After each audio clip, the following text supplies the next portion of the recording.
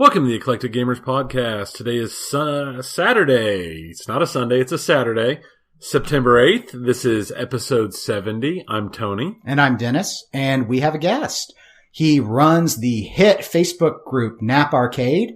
And we have a link to that in the show notes if anyone by chance does not follow it. But there you can get much of your pinball and game room news and watch his sagas of acquiring new games, playing new games, and experiencing new games. Jason Knapp, welcome to the Eclectic Gamers Podcast. Welcome. Hey, fellas. Great to be here. Thanks for having me. I guess you were out of all the good guests, but I am honored to be able to visit with you fellas. Well, we had gone without a guest for a few episodes, which is not, in the scheme of this podcast, very unusual. It's just, I loaded us up on an awful lot this year. And we've done a lot of guests so far this year. And I was sitting there and I was thinking, I need new voices. See, here's the problem in the world of podcasting, especially on the pinball side. The circle of guests is very small and a lot of groups are using the same ones, but you want to get new voices in, or at least if you're me, you do. And well, you've been active in the hobby for a long time. I hadn't actually heard you on any other shows. So I thought it is time. No, not yet. Time to poach. But now it was either George Gomez or me, probably. Oh, right? gosh. Georgie. Georgie's been on everything. Coast to Coast. What was it? Head to Head had him. Yeah, he's been on a couple in a row. If Head to Head gets some, I just gotta move on. Cause then everyone's already heard it already. Right. Cause they're so popular. Yeah. Well, I've been listening to you guys for a long time. I think I was one. I don't know how many episodes it was, but it was back when you were still doing tabletop pretty heavily, and I wouldn't say it was ever heavy. It was there. It still it was existed. Better than zero. It hadn't been removed from the listing as of yet. Yeah, that was my fault. Unfortunately, I am virtually no help to Tony in keeping that segment going. So that's why I had to fall away, because I was never contributing to it. And when I was doing, and most of the gaming that I did, board gaming wise, happens the exact same time as almost all of the pinball. So I kind of made a choice I had to choose between going to a board gaming group or a pinball group. So I started going to the pinball more often. Mm-hmm. So choose your house. So wise choice. Very wise choice. So I still play occasionally, but it's pretty rare at this point. It's like a special occasion thing. And we didn't even do the special occasion this summer that I've normally done for the last several summers because I couldn't get the time off and I was doing something else that weekend anyway.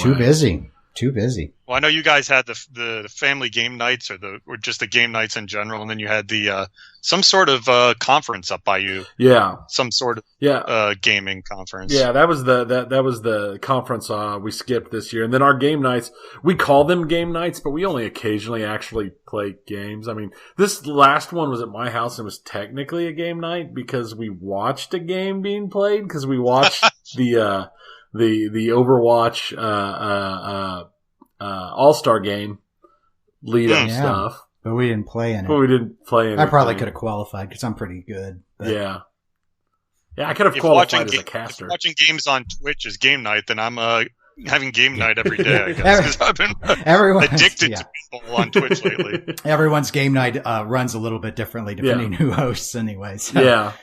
So, well, we're in our intro segment. So, Jason, I don't know if you want to talk a little bit about your Nap Arcade group or anything and just give the listeners some background. Oh, yeah. It's funny. I didn't really intend for it to be a web page from my arcade or anything, but what ended up happening was, it was a couple of years. I would say at least 4 years ago, maybe. I got one of the, the arachnid dartboards that have the screens in them. Nope, no idea. The ones you see at bars. Oh, yeah. We've got one of those. The soft tip darts, and it's got the video screen, and then you play darts against other people, and it keeps your score and everything. Yeah, they've got that at the I had gotten an arachnid Galaxy 2 because my son and I had played one on a cruise at an Irish pub in the cruise, and we really liked it. So I picked one up, and I decided to have a charity tournament. So I did a charity dart tournament to benefit St. Jude's Children's Hospital, and I created a page for it just so everyone would know, so they could say whether they were coming, and it had a link to donate to St. Jude's and a couple things. And then, after that, the page kind of just stayed up there and sat. And then I was posting a lot of arcade stuff on my regular Facebook page where people from town and all these other people who really don't care all that much were seeing it. So I was like, you know what? I'm going to start throwing this stuff up on the charity dart tournament site. So I just changed it from the charity dart tournament to Nap Arcade. And then, I always love talking about all this stuff, and I'm in competitive intelligence and general life for my career for many, many years. So I'm always looking for news about pinball and arcades and stuff that interests me. So I just end up throwing it up there and trying to talk to people about it from time to time. So I post tons of news articles about pinball and arcades and everything else. And there's a lot of people that kind of hang out, and it's fun to talk to. It's a little bit more civilized than, say, a pin side or something like that, because you actually have your real face and real name associated with it in most instances. So you can't be as jerky, at least if people know who you are. Yeah, it's kind of become a staple of my Facebook thing now. I've gone through, and this is going to be horrible, but most of the people who this would be horrible to don't actually listen to the podcast. But pretty much everybody, except for very close friends, including large amounts of family, have been totally muted by me. So my Facebook feed is, Dennis and my wife and my parents and like 40 some odd pinball related items and video game related items at this point. And a few other friends and like one guy from work. That's everybody else. That's a lucky guy if he's the only one that made the cut. Yeah, everybody else is mute. Well, he's the one I actually have conversations with fairly often. So everything else, it's just been I started by doing they added that 30-day mute. So I just started 30-day muting, and then I got so pissed off when the 30-day mute came off, and all of a sudden all these people reappeared. I just hit everybody. Yeah, I've definitely like remained friends, but unfollowed a lot of people from just town and random stuff. And I end up trying to friend as many people in pinball as possible. Just anyone who's like into pinball or arcades, I generally shoot them a friend request or whatever, because I love talking about this stuff, and I love seeing people's random pickups and those pictures of people with the arcade machine in the back of their car, the selfies and stuff like that. All that stuff I find is pretty cool. So it was funny. I saw a meme on Facebook the other day, and someone said, the way I know that someone's not real is if they're a beautiful woman and they've friended me. I only friend sloppy people who have arcade machines in their pictures.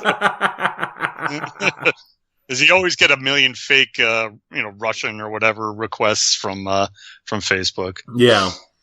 Thank you for the introduction, Jason. Tony, I haven't thanked you for your introduction yet because you haven't given it. Oh, no. So why don't you go? What have I been doing? I've been working, and I don't have any good introduction. Actually, that's a lie. I picked up some. I've been doing a lot of movie watching lately and TV show watching, which we've been talking about I say we like there's any conversation. I'm posting a ton of stuff in the movies and TV section of the Discord about it, and it just like stream of consciousness stuff as I'm watching the show. So we do have a Discord, and I'm sure it'll be included in the show notes or on the webpage, or it's somewhere. Yeah, I don't even think I know what that is. What is a Discord? Discord is kind of it's like Twitter. Well, kind of. It's like having a Discord server is basically like having our own little chat room that you can set up chats and separate little things. It's separate from Facebook. It's separate from anything else. And we don't kind of follow the rules that we do with like being super clean and this and that. We're less concerned about that on the Discord. And we've got it where we talk about a lot of the non-video game and non-pinball related stuff. Cause we've got a whole section where I just had a massive discussion about music and we have this and that. We have general sections and where I occasionally post memes and videos that I find interesting that I found online. It's stuff that a lot of people put on Facebook, but I don't like to put on Facebook. So. Oh, cool. I'll have to check it out. Yeah, there's a link off of our main website, eclecticgamers.com. Some of the other shows are doing this. Buffalo Pinball, for example, they have a Discord. Gaming on 10 Minutes a Week with Don and Nick, they have a Discord. So to me, it's sort of like the evolution of what used to be called IRC. Yeah. Internet relay chat. It's sort of like that. Mm. But I feel so untrendy not knowing yeah, what this is. your lack of hipness is pretty obvious at this point. So I do pity that. I have not been watching a ton of movies. I've watched a couple, but let's see what's been going on since the last show. Well, Tony and I had a monthly tournament at the 403 Club last Saturday, so we did that. Very enjoyable. We did that. Tony Instagrammed from it a lot. See, he's hip and doing Instagram. I'm trying to pay. The problem is I don't do enough pinball stuff during the week. I can't Instagram every day because they would just be pictures of me going, I was at work today and now I'm playing a video game. And here's my again. Yeah. Here's a picture of my computer screen. The gif of the monkey pounding on the keyboard. That's my favorite. I would send that to my wife when she texts me at work. And, another pinball oriented podcast that I've started listening to a little while ago, and I realized I'd never actually plugged them here. So I will now. It's called Special When Lit Pinball Podcast. There will be a link in the show notes. They've had a couple of actually, I know they've had 3 different interviews. They interviewed Steve Ritchie most recently, but they also interviewed Dwight Sullivan. That was their first. And then Terry with Pinball Life, who we had an interview with, I believe, last year. This one was, they're in the Chicago area, so they're able to do all these interviews in person. Right. So they have the home field advantage. They do. They're going to display, well, I mean, we don't really, Tony and I very rarely do interviews. It's not really No, you get people like me. Yes. We get, hey, but look, I'm going to write, the way this is going to be written up, it's going to be Nap Arcade, the successor to Fun with Bonus. Question mark.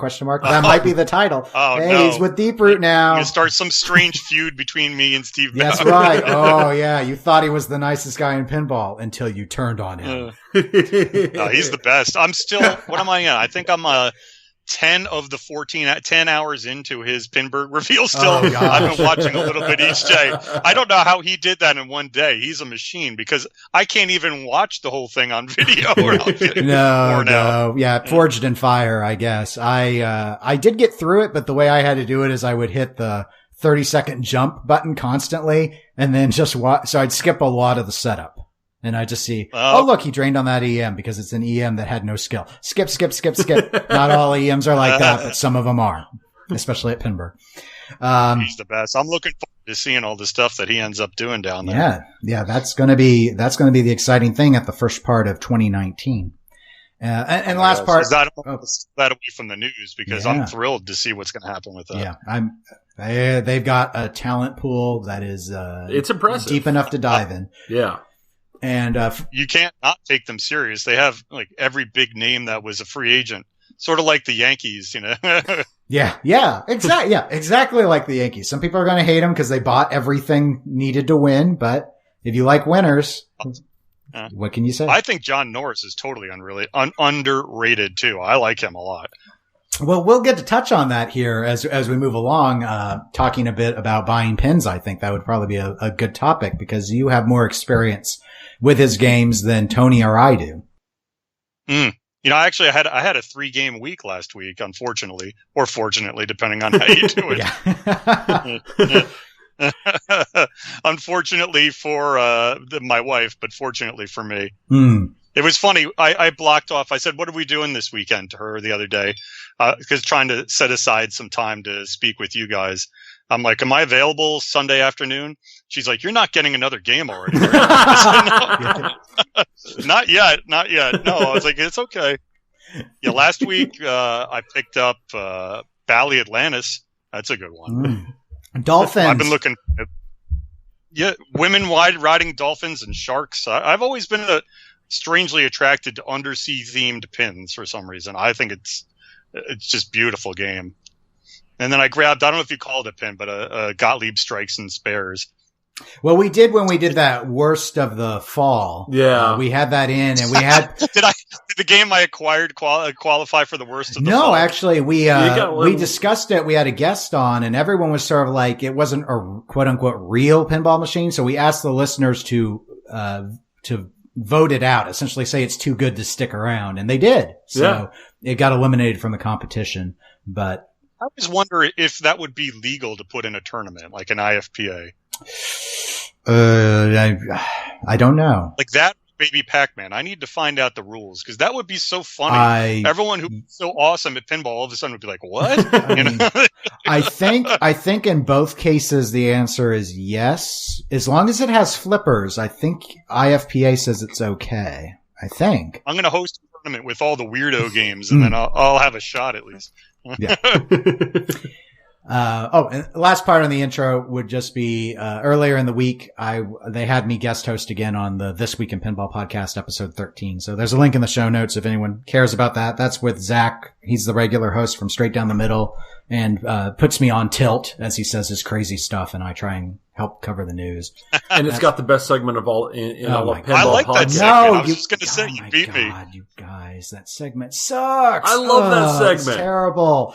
It's terrible. As long as it's accurate, it's good. It's not. That's why it's awful. It's awful. But you guys don't care. You don't care.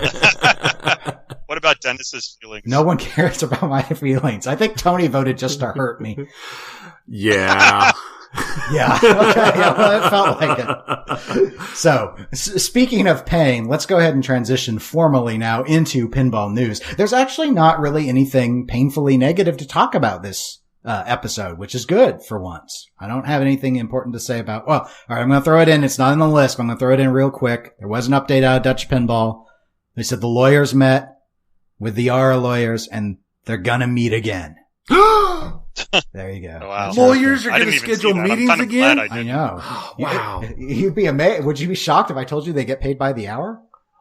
I just can't believe it. And they probably charged them for the lunch because it was a lunch meeting too, I'm sure. I don't know. But anyway, but there was news, what limited amount one might say about it. So first thing I have down, and it's more of a point of personal privilege, but hey, it's our show, so we get to have our points of personal privilege. Last week I had 2 more pinball related articles come out. I did not mean for them to come out on the same day, but that was just fighting yourself. It was just the way. You've been a busy man. They were all written significantly further apart than you might think based off of when all these articles have been coming out. It just sort of depends on the editorial schedule. And by editorial, I mean they all go through whoever's the editor. So Martin with Pinball News or Jeff with This Week in Pinball. So you don't just sit down and knock them out in a day or two and then kick them all out in the same week? Not these. No, I mean, it depends. I'm working on one right now that I actually was able to write the entire content in a day, but that's under 2,000 words. It's when some of these were a little bit longer than that or needed permissions and things like that. So This Week in Pinball ran a beginner's guide on pinball designers. That one, that took a long time. And, so that covers 30 designers for, I think 32 total from the electromechanical and solid state era. So there's a link in the show notes to it if anyone cares. And then Pinball News ran an article I wrote on middle pop pinball machines. You remember those, Tony, like the Fray prototype. I love middle pop games. I loved this article. That's making the print copy too, right? No, that's Pinball Magazine. Oh, okay. I've never written for Pinball Magazine. I doubt they would want me to. But it gets confusing because I think that Pinball News and Pinball Magazine, they have a monthly podcast and they mentioned the article on there, and it was the Pinball Magazine editor who mentioned the Pinball News article, so it could be confusing. I listened to both, yeah. So, but no, it's on the digital one. So, Pinball Magazine was already to print by the time I even wrote this thing. So, anyway, so links in the show notes to those. So I don't think there's really anything necessary to discuss on it unless you want to talk about designers or middle pop pinball machines. Middle pops are fun. I like middle pops. Okay. I had someone come up to me and said, I read your article. And then I did the whole brush off the fingernails and I said, which? And then he looked at me. Sorry, which of my published pieces are you referring to? He looked at me like I was a big dork and he said, the middle pop one. I said, oh, what'd you think? He said, I really like the article. I'm pretty sure I hate all those games. And I said, I'm glad I helped you arrive at that decision. So here's a question for you. What's the newest middle pop game? The last one that was produced? That was the one called Millionaire, not to be confused by the System 11 Millionaire, made by Sega Enterprises in 1977. I thought you were talking about the one everyone rethemes as the Trump pin. Did you ever see those? Oh yeah, no. One where he themes the millionaire like that. Yeah, the Sega Enterprises millionaire. I've not even been able to find an actual photo. There were pictures of a flyer, but I was not able to secure permission to use it, so I didn't include it in the article. But it's an interesting lower layout because the flipper design on it is much more like what we kind of think of today as a standard 3-inch flipper layout. They're not dropped really low like they were with Norm Clark. Yeah. And I wondered, would that play close enough to traditional that most people who don't like middle pops would like it? I don't know. Seeing as we've never seen one, and much less you can't even gameplay find a on it. picture No. one or gameplay of one. I even Probably emailed the Tokyo Pinball Museum and asked them. I mean, I don't know if they know English or not, but I tried. They're like, what is this guy doing? I asked them if they possibly had a line on any photos of one. Or if someone could take some footage and put on YouTube, or take some footage and I'd put it on YouTube, but they did not. Not at the Pinball Hall of Fame. I'm surprised they wouldn't have one. I don't know what how Sega Enterprises was only games designed for the local Japanese market, and not very many made it over. And I think even Pinball Hall of Fame's reach has been limited on accessing. It's not like Zaccaria or Sonic or some of the others that was relatively easy to get to. They're just not findable, apparently. So anyway, I couldn't find anything. Well, now you have to fly to Japan, find one, buy it, ship it back. I'm starting to wonder with only the flyer pictures if it was produced. I mean, the data that comes out, see, that's some of the stuff I've always wanted to explore. Like, you go and you look at the list of games from, say, Playmatic. None of the designers are known. And to me, it's like, wouldn't it be cool to know who designed all those layouts? But you have to, I mean, even with my limited ability in Spanish, whereas most of these other languages I don't have any background in, and it becomes a challenge. Thank you, Google Translate, though. You're making life easier. Because I went to the Japanese pinball forums and was using Google Translate and reading and trying to find the game Millionaire. I did try. I gave up eventually, but I did try for a while. You said a lot of strange things that you thought were what you were looking for. I thought so. And so there's a lot of this stuff where I've really wanted to explore a lot of the foreign manufacturers because we just don't have good records on them. But it's difficult because there don't seem to be many records that were released publicly. And unfortunately, as every year that advances, more and more of the people who know are dead. And it's just getting hard. I mean, some of these articles that I worked on, like the Middle Pop, or when I did the article about Bally doing Harry Williams items late last year, 10 years ago, I could have spoken to Steve Kordak and gotten a better answer.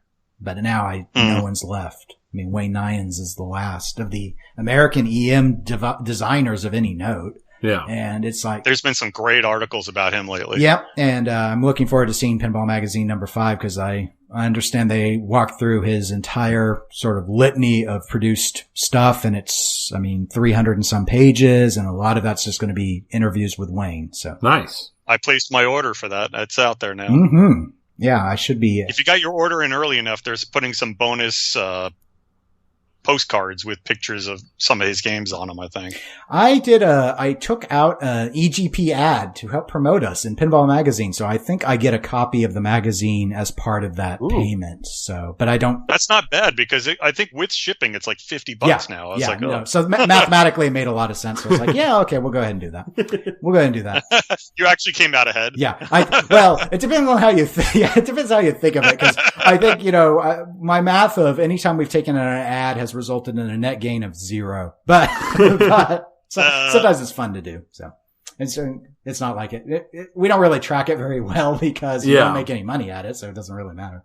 But yeah, that's kind of like I always get the promotions for Facebook advertising on my page. And I'm like, why am I going to pay for advertising? I don't even know what I'm doing with this.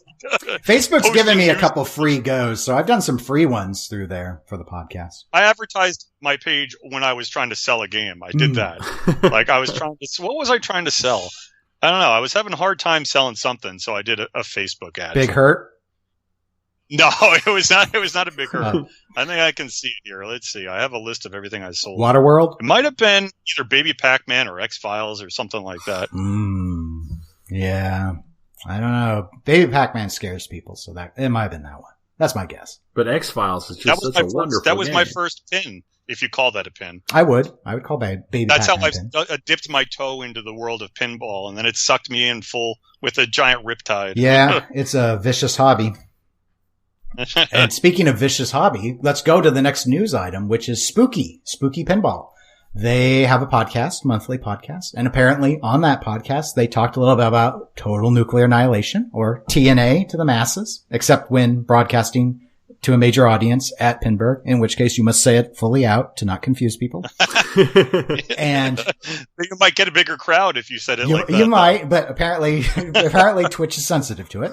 So competitive TNA? Yeah! So what Spooky indicated was the sales that they currently have, or the orders, I should say, for TNA are almost to 500 units. So what they have decided to do is they are going to make 550 units, and then they are pushing pause on that assembly.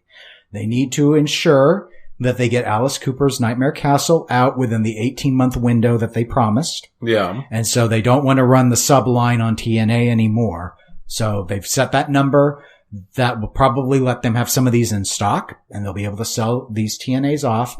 They may revisit it once demand comes back at some point, but it could be years because they don't think that they'll immediately need to worry about it, and they need to prioritize getting their rest of their lineup going. So, yeah. And looking at their next game beyond Alice Cooper. Yeah, that would be my guess. Jason, what are your thoughts on that decision? Make sense to you? Oh, well, it does. I mean, they're a pretty small manufacturing company, so for them to actually get any Alice Coopers out there in decent numbers, they probably had to do it, I would think. I mean, to have a sort of scarcity associated with TNA is probably not a bad thing either. I think that really keeps the buzz going and the demand up and what have you. I mean, I would love to get one of these days. But me too. I don't know.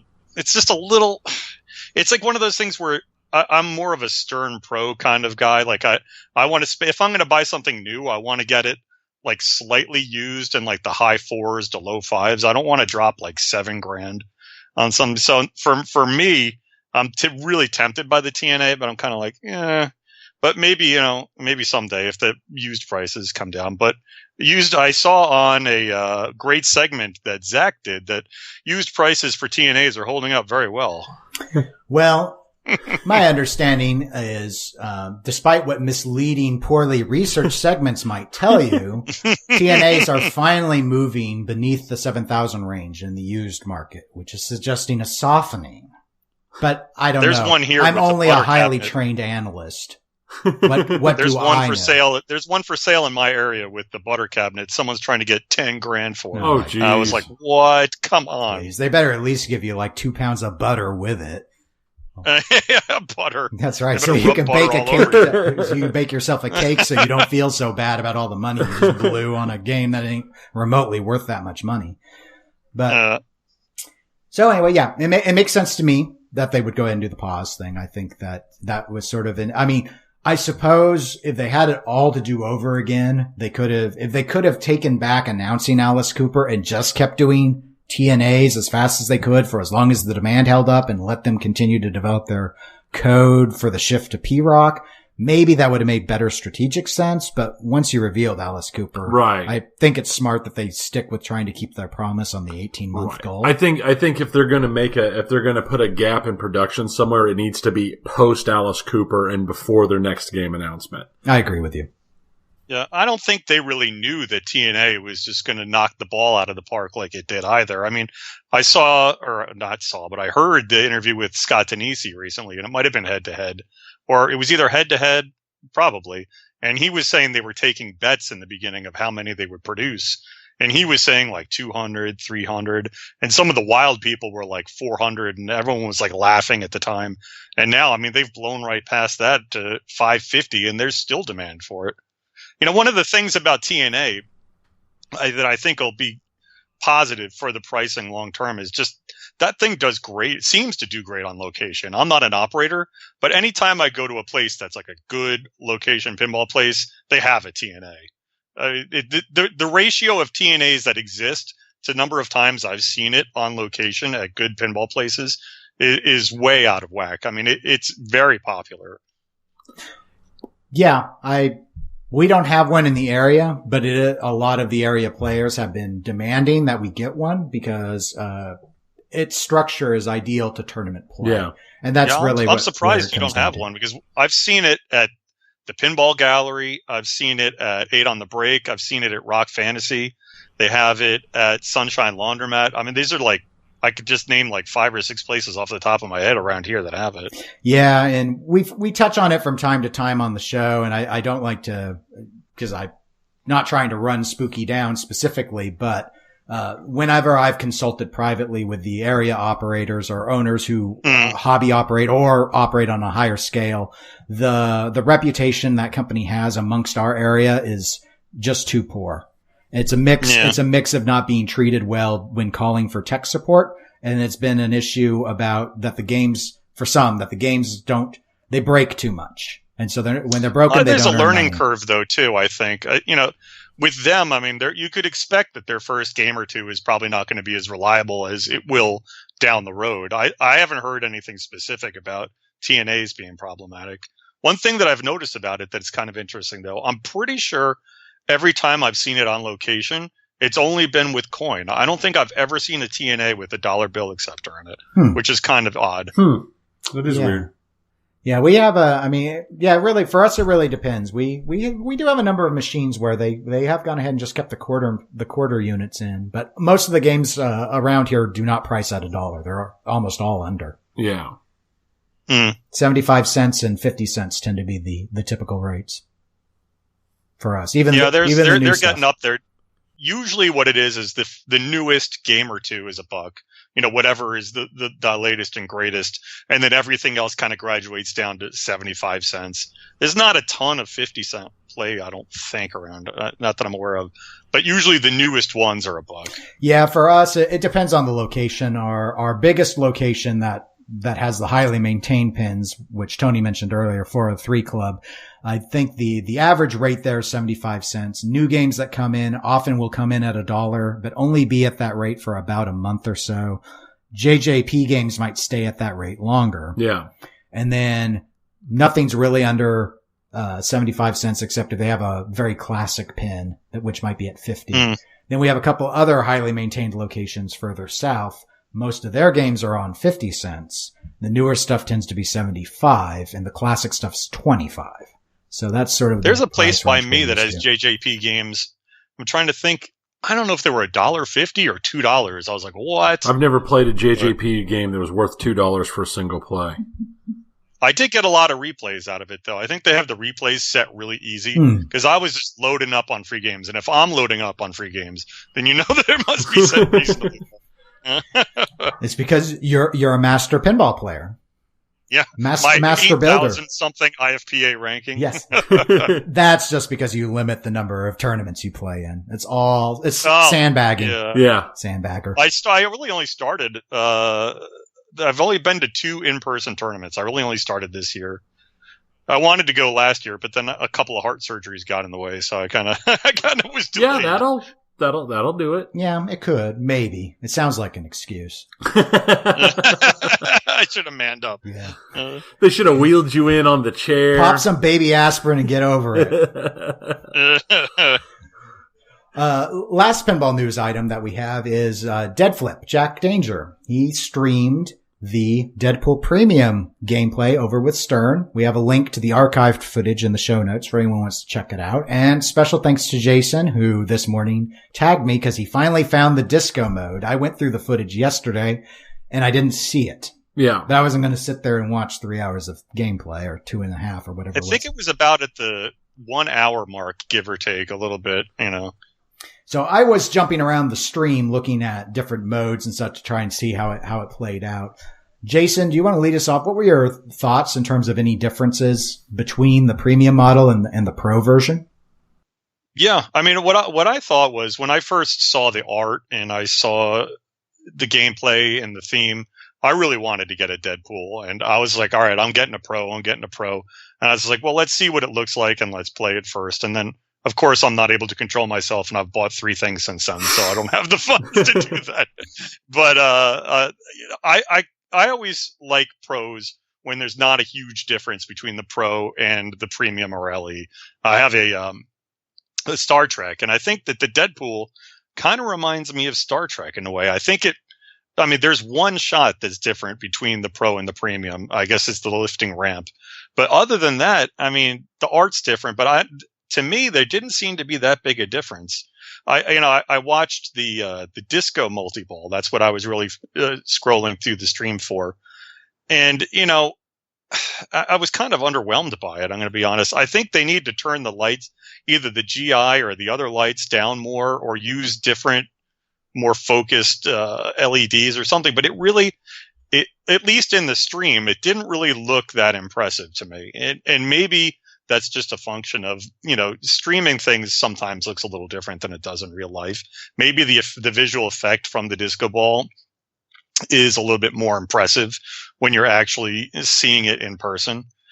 But, not only that, but if you really wanted the disco ball just for the look itself, I know there's a couple of companies already, at least two, already working on prototype mods for it. So that'll be out there for sure.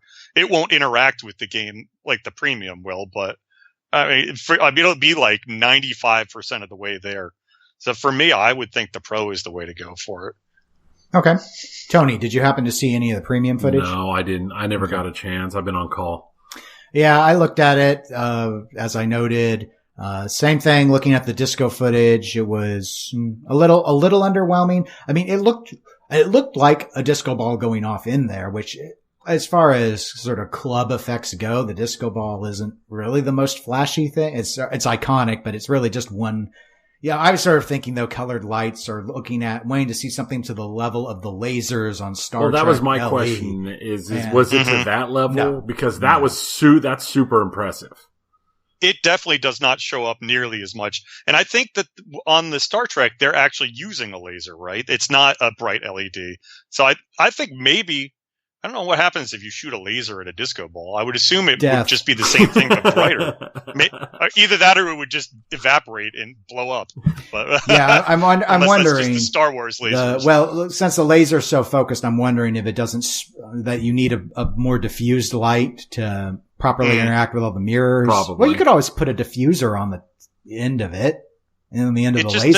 It doesn't show up as well as the effect during the Star Trek multi-ball. Yeah, and I wondered if maybe, I agree with you, Jason. Part of it is probably just that it would be more noticeable in person versus on stream. And then on the stream, they had a disco ball in the room and the lights were down. So there was already like stars flying around. It was double disco. Yeah, I kind of thought maybe if they're, I did make sure it wasn't their real disco ball actually throwing stars onto the playfield, but it made me think, I get that they're going for the atmosphere there, but maybe how they lit the whole room overall was making it look less impressive than it would have been in a totally dark room, or maybe even in a totally lit room. But anyway, yeah, I agree. The lift ramp, I didn't think it was a compelling enough feature. I saw people doing the right orbit or left orbit around, and it was still going into the pops. So that was something when I was speaking with Zach that I think really irked him, as he wants a full orbit. And there's an answer to that. It's called Buy a Steve Ritchie Game. But, in this case, in both instances, just like on the right, if you didn't have enough force, it falls into the pops, falls into them quickly. Everything else, like the 3D toys, looked okay, but the flats I thought looked, I mean, my takeaway was the same as Jason's. If I was going to get a Deadpool, I'd go pro. There was nothing about this that made me think it was remotely worth the increase in cost. I thought they did a really good job with the stream this time, though. I thought when they did the pro stream initially, I think part of the problem is they're all too good at pinball. I mean, everyone says, oh, wow, the Deadpool is way too long of ball times, but you're looking at like anyone from the top 10 to top 100 pinball players in the world playing. I mean, they made Keith Elwin and Zach play with one hand, I think, just to try to make it a little bit, a little bit less long. So I think bringing in people who know pinball, like the bells and chimes, but aren't like top 10 players in the world was probably a pretty good move. You could see a more realistic portrayal of what the ball times are like. Yeah. It was a good decision. And now that we have a Deadpool Pro on location right next to an Iron Maiden Pro, the Deadpool times are shorter than the Iron Maiden times are that I've seen. Yeah. And that doesn't surprise me. I can see that. So, I want to play it. I know that we finally got one up at Rock Fantasy. They didn't have the official party yet, but it's up. So that's probably 40 minutes to an hour for me. So I need to get up there one of these weekends and try it out for sure. Yeah. Yeah, you got to experience the pool, and then you can decide if you're going to buy that or buy Guardians. That's the two. Those are the two. I was either going to do Deadpool Pro or Guardians Pro, and Guardians is in a great place with its code right now. It's in a great place. I've heard really good things about it. I mean, I've played Guardians at least 2 or 3 different places, but I haven't done like the latest code. So it's tough because it's funny. It's such a nitpicky thing, but the lack of spinners in Guardians annoys me. I just love ripping spinners. It's just annoying. I'm like, come on, that's what you're going to eliminate? Yeah. Well, look, the importance of spinners is greatly diminished now.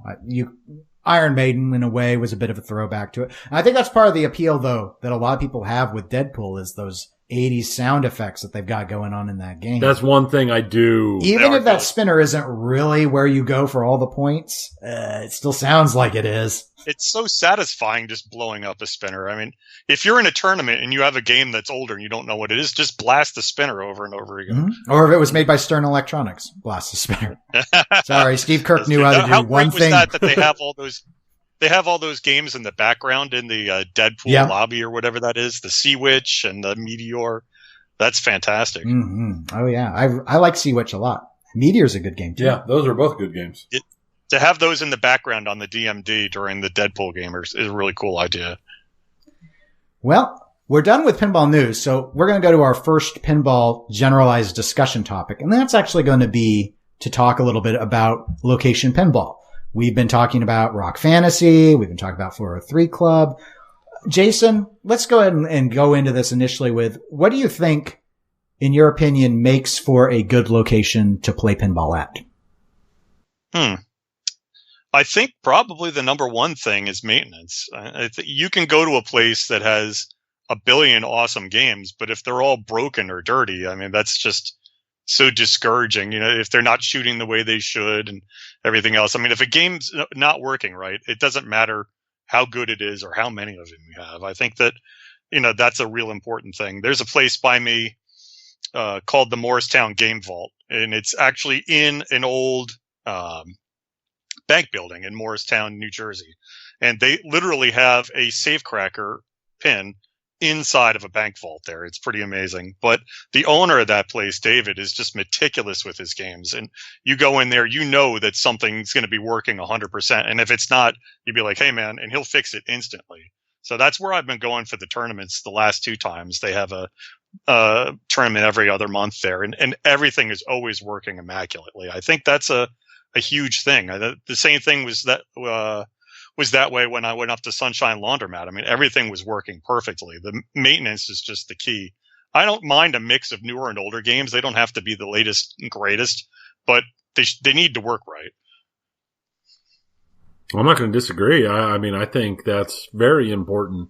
There's a bar and grill literally 2 blocks from my house that keeps one pinball machine is what they keep. They've got they've got your normal golden tee and a deer hunting game, and then they've always have a claw machine and a single pinball machine. And I used to go there fairly often because they've got really good food, but the pinball machines are they get like zero maintenance. The guy doesn't clean them. He just comes in and dumps the quarters out, this and that. There was a hook. There was a hook there I went over the course of an entire month when I went in, and I said something every time. The left flipper didn't work at all. It wasn't weak. It didn't move. That's only a minor thing. For the entire month. And when I went the next time I went there, it was like a month and a half later, it had been replaced by a South Park, which just is That's horrible. A good money maker. Oh, that's what I hear. People love that theme. They do. They love that toilet. It's such a terrible game, and the call-outs are so horrible. I stopped going because the call-outs, or I sat on the other side of the place because the call-outs, they had the volume turned up so loud. The call-outs. So I'm sitting there trying to eat my breakfast burrito, and it was terrible. It was terrible. But no, I agree. I think machines. I will say that I really like places that have accessibility to food, because typically if I'm going to go somewhere, I'm going to be gone for several hours, and I like to make a day of it or make a time of it. And beer. I don't really drink very much because I'm normally driving and I have a CDL, and that's my livelihood. So there's no way I'm risking that. But Uber is the way to go. Ubers out here are so expensive. It's insane because you have to drive such far distances. I took an Uber home from the last tournament at the Morristown Game Vault. It was like $35 or something like that. Yeah, that's like that's what an Uber. That's like the starting cost to get an Uber to my house is $35 to go about anywhere. Yeah, it's pretty bad. I've looked it up because I've thought about it. It's like never mind.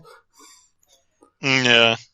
Yeah, I can't really disagree or change up what you guys have recommended in terms of good locations.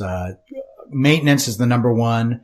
My number two would probably be a decent assortment of games. I don't care if they're new or old either, but I want there to be more than one. Right. Basically. Oh, for sure. Yeah. If you've got 5 or more, then I'm usually like, okay, you've arrived. You've made it enough that just so I have some variety, because I'm usually if I'm going to go to play pinball, I like to go for at least an hour. Right. And, like Tony, I like to go a place that serves food. The biggest negative for me with the 403 Club is that it's just a bar. That it doesn't serve, but it's not just a bar. It's a bar. It's a bar. Yeah. I mean, they have hot dogs, but I never eat the hot dogs. And you can get food brought in. So there are ways around it, but it's easier for me to go to a place like Pizza West or Nub's Pub because they have substantial quantities of food as well as having a decent quantity of pins. Right. That are also really well maintained. So yeah, in terms of the top locations, I've probably named the same ones Tony would in our area. Nub's Pub, 403 Club, and Pizza West are easily the best maintained games in the Kansas City area. Jason, what are some of the top locations around you? You know, I wish there was more within driving. It says like short driving distance from me. There's a lot of stuff that's like an hour away, which is a little frustrating. Like I can go to 8 on the break, which is about, 40 minutes to an hour, maybe. I can go to the Rock Fantasy. Rock Fantasy's in Middletown, New York. That's probably 40 minutes to an hour. The closest one is the Morristown Game Vault that I mentioned before. Right. That's a really good place. There's a new place that opened up recently in Hawthorne, New Jersey called Billy's Midway. And he kind of specializes in older games. So he has all pre-LED games. There are some DMDs, but they're all older games. And it's a kind of a nice mix because he's got a lot of them too. I think he's got like 20 pins like that or something along those lines there. So we're trying to get that into the Tri-State Selfie League just to, I thought it would be like a really cool change of pace. Number one, it's in New Jersey and there's only one other New Jersey location. But number two, to have older games in there is kind of a nice variety. For me, other than that, those ones that I mentioned right there, the closest thing is really New York City. And, New York City, as the crow flies, is close, but convenience-wise, this is certainly not very convenient to get to. It's a good hour, for me to get in and out. I did like a staycation at home. It was about a month ago or so, because my son had high school sports, and we really couldn't go away, but we wanted to take off. So in 1 week, I did both Sunshine Laundromat and Modern Pinball in New York City, and those were just phenomenal locations, but they're just not that easy for me to get into, unfortunately. You just have to move to the city. Problem solved. Yeah. Then you couldn't own any pins, but hey. That's true. You're in you've got your whole family in a 1-bedroom apartment that costs the same as a full hub house. Look, sacrifices have to be made. His family will happily pay. I'll bring 9 pins. I'll put my 9 pins into the studio apartment with my family. Yeah. They can sleep under the pins. There's plenty of room under there. Now, have you ever considered van life? I lived in a van down by the river. I saw someone on Facebook that had a mobile home and they put a couple cabaret video games in it, like a Centipede and a Missile Command or something like that. So I just need smaller pins. That's what I need. Yeah, Safecracker. Yeah, that would work. Buy that Safecracker. I finally actually cracked the safe the last time I went down and played it. It was my accomplishment for the trip. And there was no token. No, there was no tokens. No. Oh, ruined, wrecked. If I had the tokens, I can't blame someone for not putting them out on location. I don't think I would either. Well, I mean, I could see it would depend. I mean, I could see maybe doing if you had custom tokens made specifically for the location that people have turned back in for like a free beer or something. That's pretty cool. Well, that was the original idea. Yeah, That's apparently. like the ice cold beer, right? Right. Yeah. That's where you would win. You would clear ice cold beer, and you would get a game. Yeah. Mhm. Yeah, we played beer. that at Texas. That was down in Texas. Yeah. The ice cold beer machine. I saw Yes. yesterday. There was a stream of Robert Gagno, the pinball player. Yeah. Yep. He's like top 10 player. He was playing Zeke's Peak, which is the more PG version or G version of Ice Cold Beer. It's the same theme, or the same game with a different theme. And he cleared it 6 straight times. He set the world record yesterday on Zeke's Peak. He's just a machine. Yep. That's why I don't play him. And I'm not Canadian, but so we don't meet much. Eh. Yeah. All right. Well, let's pivot then off of location pinball to the opposite. Pinball mods. You got a game. You might want to prettier up a little bit. Gotta go for that wild underglass. So, Jason, what are your thoughts on pinball mods just in general? I like them. I think that I'm a big fan of buying plug and play sort of things. I don't want to tear an entire game apart to kind of put something in that would be a mod. Anything that involves removing too many things from the play field or doing anything too crazy, I'm not into. If I can buy something and slap it on somewhere or do something, I'm all for it. Like if I could do powder coated legs and powder coated, side rails and what have you. I love powder coating. I think games look phenomenal with it. I think I would powder coat my left arm if I could powder coat it. Amazing. I think all games look amazing with powder coating. So I would do that in a second. Of course, it costs a couple $100s, and I don't feel like spending that on any of my games, but I would do that in a second. But I mean, I guess it depends on what your definition of mods is too. Putting LEDs in a game that didn't have them originally, I guess, could be considered a mod. I do that with most of my games for sure. Whatever other ones I've done. I've been messing around with mods on Star Trek a little bit. I put the meteors in. Oh yeah, those I think look pretty good. I didn't put the meteors in where they normally go over, to the left of the ship. Right. Because it's got the triple layer of plastics there, and I kind of like the 3D effect that it does with the different meteors. So I have them over by the ramps, sort of. There's a couple of different ones. I think maybe Measle Mods made them, or one of the companies. So I did that, and I got a striker for my World Cup Soccer. That's the name of the dog off of eBay. That was like an original World Cup figure. So I put that in my World Cup Soccer. That little guy. I'm a big fan of the Titan bands too. I change out the rubbers on all my games, to colored ones. Last night I had, much to some people's chagrin, a Gottlieb that I was changing out the rubbers on. I had a Rescue 911. I put red Titan bands in, and I put blue ones in my Star Trek, and I put purple ones actually in the World Cup Soccer, because Titan has them all set up. They don't do it themselves, but you can have customer created lists of bands for games. And most of the ones that were pre-created for Titan bands were purple for World Cup Soccer. And I was like, really? But then I went down and looked at it, and you know what? There's a lot of purple in that cabinet. So I put the purple Titan bands in, and I think it looks pretty sharp actually. So yeah, rubbers. I saw the pictures you put on of the blue bands on Star Trek, and I really liked that. That looks slick. Yeah, you were telling Dennis to get them. Dennis is next up.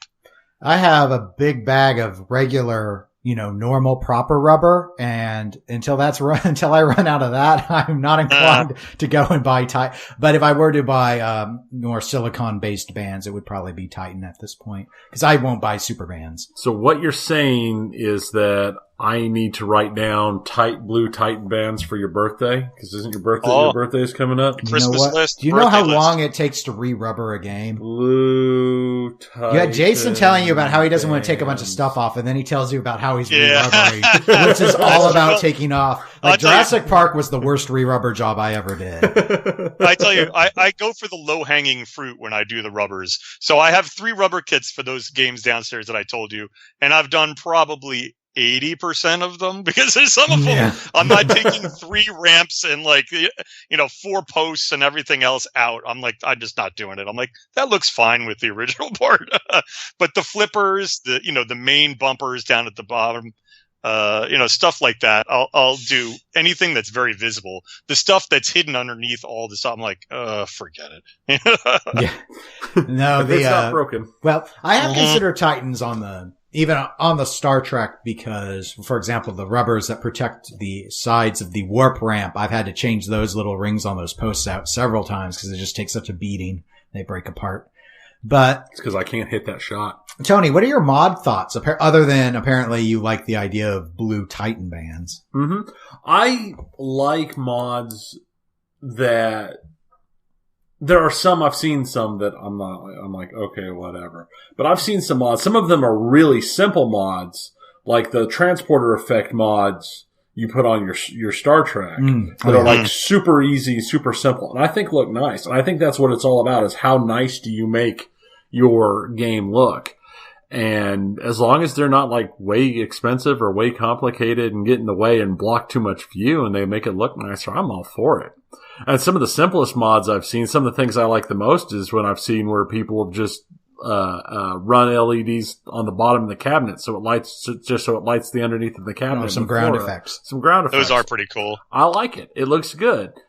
I don't know if I'd want it like in a bar setting, but I know if I had machines at home, I'd definitely run something like that.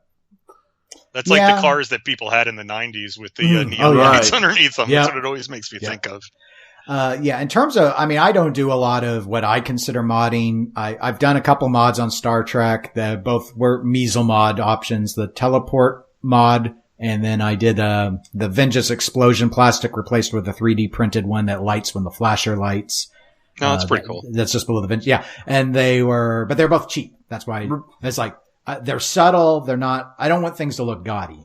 So I do LED pretty much all the games that don't strobe like crazy, but I usually just use whites. I'll do like warm white and cool white and do balance. You don't like purple?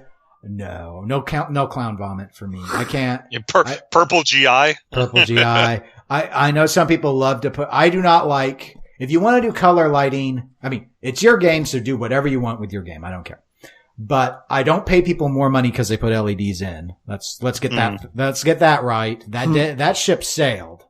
And in my judgment, color LEDs can go in on the inserts if you want to color match.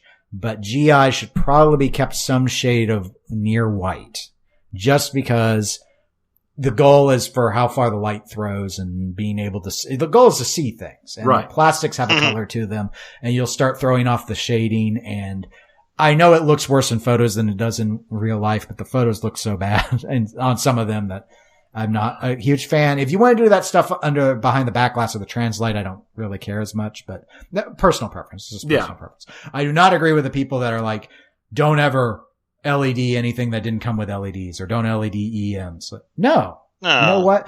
Quit acting like these artists sat there and were thinking, yes, but I must choose the perfect color to go with what a number 47 incandescent will throw. No, it wasn't like a science. They didn't put that much thought into it, and nor should you. I go to LEDs first and foremost to reduce the power draw on my circuit breaker. That's why, because I have 7 games. They're all on one circuit.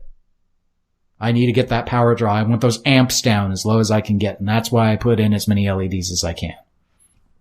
I actually have 3 other mods for the Star Trek I didn't even mention. I have alternate back glass because I'm tired of staring at Chris Pine's face. Chris Pine is the Ryan Reynolds of Star Trek. What's wrong with you? I don't have the Auric. I wish I could have gotten the Auric, but I have another one I got off of eBay. A cool one. Yeah, it's very similar to it. It has a big Enterprise and just a very, very faded their faces in the background. I also did the shooter rod that has the swirly colored balls. The one that looks like a planet. Exactly. Yeah. I did that one like a week or 2 ago, and I couldn't decide whether to go with the small one or the big one. And I was like, well, if I'm going to do it, I might as well go big. But the big one's pretty big. I probably should have gone small. It's like a pool ball down there. It's like it is. It's like pulling on a softball. And then what was the third one that I did was, I have lighted speaker grills that I have not installed yet. Oh, that could look cool. I would consider that. I've seen several. I did it separately, so it's the blue lighted speaker. Well, it might probably change, but I'll do them in blue lighted speaker grills, and then it has the Star Trek insignia that you put over it, so it just lights up like the Star Trek insignia. That's the part that I like. Yeah, I've seen several of those that have been done like that. I really like it, though. It seems like so simple, but actually lighting and putting a design on the speaker grills really makes that whole machine pop a lot more. I like that. So I have that sitting there waiting for me when I feel ambitious enough to do it. Yeah, I don't really have any other quote unquote mods. I've considered doing a shooter rod on Star Trek. I like the ones where it's like the Starfleet insignia, but it's still round. Right. A lot of those on Pinside. Yeah, I don't like the price on them though. I thought about making it myself. Instead, I sat down and wrote another article. But yeah, that's what happens. But what are you guys' thoughts on color DMD? I like it a lot. I just don't want to pay for it. Yep. Okay. I agree. All right. So we're all in agreement on that. What about the mod that has taken the world by storm, or you would at least think from all their advertising and sponsorships, Penn Stadium lights? That's not really my thing. What I'll say I do like them for is streams. I like watching a game that someone is streaming that has them, especially when they put them on all the pop-up machines. I thought they looked amazing. But for me, like, I'll just turn up the light a little bit. I like in the room. Like I don't really care that much. I certainly don't care enough to go through the trouble of installing them. Like if they were there and I could pay for them and someone would do it for me, I'd be like, yeah, I'll take them, but I'm certainly not going to do it. Yeah, for me, it's that, I know they're just like magnetically adhered, but it's a big enough, I don't know. I'm just lazy. I don't want to you have to pull them off to lift the playfield. Well, I'm in the playfield all the time. I think it's more involved than just slapping a magnet on the side, though, isn't it? I don't know. I think the initial setup is. I think once it's adhered, you can then de-strip the light to get the playfield. I think it's supposed to be easy after it's installed, but that's still just another step in my long list of. Is this one of the games where I can leave the balls in, or is it one of the games I have to empty them out of the trough, or they're going to fall on my head? Everyone's on my head. I'm the one doing everything. And just all that stuff. Anytime I need to adjust a switch or a screw comes loose. It happens all the time. So I like that part to be easy, and that looks like a mod that's going to get in my way. And I typically don't have a lot of trouble seeing the ball either. I've got a lot of problems, but seeing is not one of them right now. So it's not really bothering. Yeah, no, I don't. Other than when the game wants you to have trouble, when it chooses to turn off the lights and hit you with the flashers, Dwight Sullivan maneuver on you. Yeah. Yeah. That happened to me during tournament the other day on Ghostbusters. Hey, that's a Dwight game. So that's why. That's an evil game. It's Dwight's way. He wants to blind you with flashes. Same thing with Game of Thrones. Yeah, Game of Thrones. That was the first one I played that really messed with me. The very first time I played Game of Thrones, and I was like, whoa, it's deliberate. Okay, well, let's move from mods into something that I know Jason knows a great deal about, and that is the purchasing of pinball machines. So you had suggested this topic, and for good reason, because you have a lot of experience with it, and you had a lot of questions that would be good for us to tackle. So I guess in terms of you started with one regarding shipping. So what are your thoughts on shipping when it comes to private pin purchasing? I personally prefer not to. It depends, because I'm not going around buying like a $10,000 Cactus Canyon. If I was buying like a $10,000 Cactus Canyon and shipping was a couple $100, I'd be like, okay. I'm going around buying like a $1,900 Earthshaker, and then shipping is like a third of the price, and you're like, what? Like, it's just on a percentage basis, it adds too much. And on the flip side, shipping games out to people. I sold a police force last week, and people kept asking me, will you put it on a pallet and bring it to Fastenal? And I'm like, no. I don't want to do that. Am I going to put it on some giant wooden pallet and then bring it halfway across the world to ship it out? It's too much work. I did ship one game. I had a Star Wars Episode 1 that I picked up from a bar in the city, the Pinball 2000. And I was trying to sell it locally, and it really wasn't going. I thought I had it priced pretty cheap as it was. Really wasn't going that quickly, and someone in the Midwest wanted it. And I said, yeah, I can ship it. And they had North American Van Lines, or STI, whatever the official name for it is. They came to my house and wrapped it up and took it. Like, I'll do that. That's fine. But I don't want to like jump through 1,000 hoops. I'd rather sell for a little bit less locally than, go through all sorts of gyrations to sell a game to someone halfway across the world. So in terms of buying, I have a guy, and I guess he's kind of a friend of mine at this point. His name is Fast Eddie. And he is a pinball shipping and arcade shipping machine. He drives for all the way up the East Coast. I know this week he was in Pittsburgh, New Hampshire, like Virginia, and he's just a retired gentleman. I don't want to get into age, but he's a retired gentleman, and he lifts games with one hand. He's just an absolute machine, and he's probably the nicest guy in the entire universe. So anytime I do a game, I'll ship if it's something that Fast Eddie can pick up within driving distance. That's the extent of my shipping now. But to use like an actual Fast and All or North American Van Lines or something like that, I prefer not to. I have, for purchasing games, never, other than the new in box, of course, because I was part of the arrangement, I've never had a game I've purchased shipped. I've always picked them up. The furthest I've ever gone out was probably 4 hours one way. In terms of selling, I did ship one game. It was through STI, and I did not list the game as being eligible for shipping. And when I was contacted and someone in Washington State wanted it, I really didn't want, I was like, I can let this game sit. It's an EM. It's going to sell eventually. The price, there was no dispute on the price. But they really, really wanted it. And yeah, it was through STI, and so they assured me I wouldn't have to do anything. They would do, the shippers would do everything. Wasn't 100% true. Those particular shippers were, they wanted the head off of the game, and they didn't bring wrenches. So I took the head off, but it wasn't a big deal or anything. But that's the only time I've done shipping myself, was to accommodate that sale for that game. And it arrived. That must have been a big percentage of the price again, though. It was almost the entire price they paid.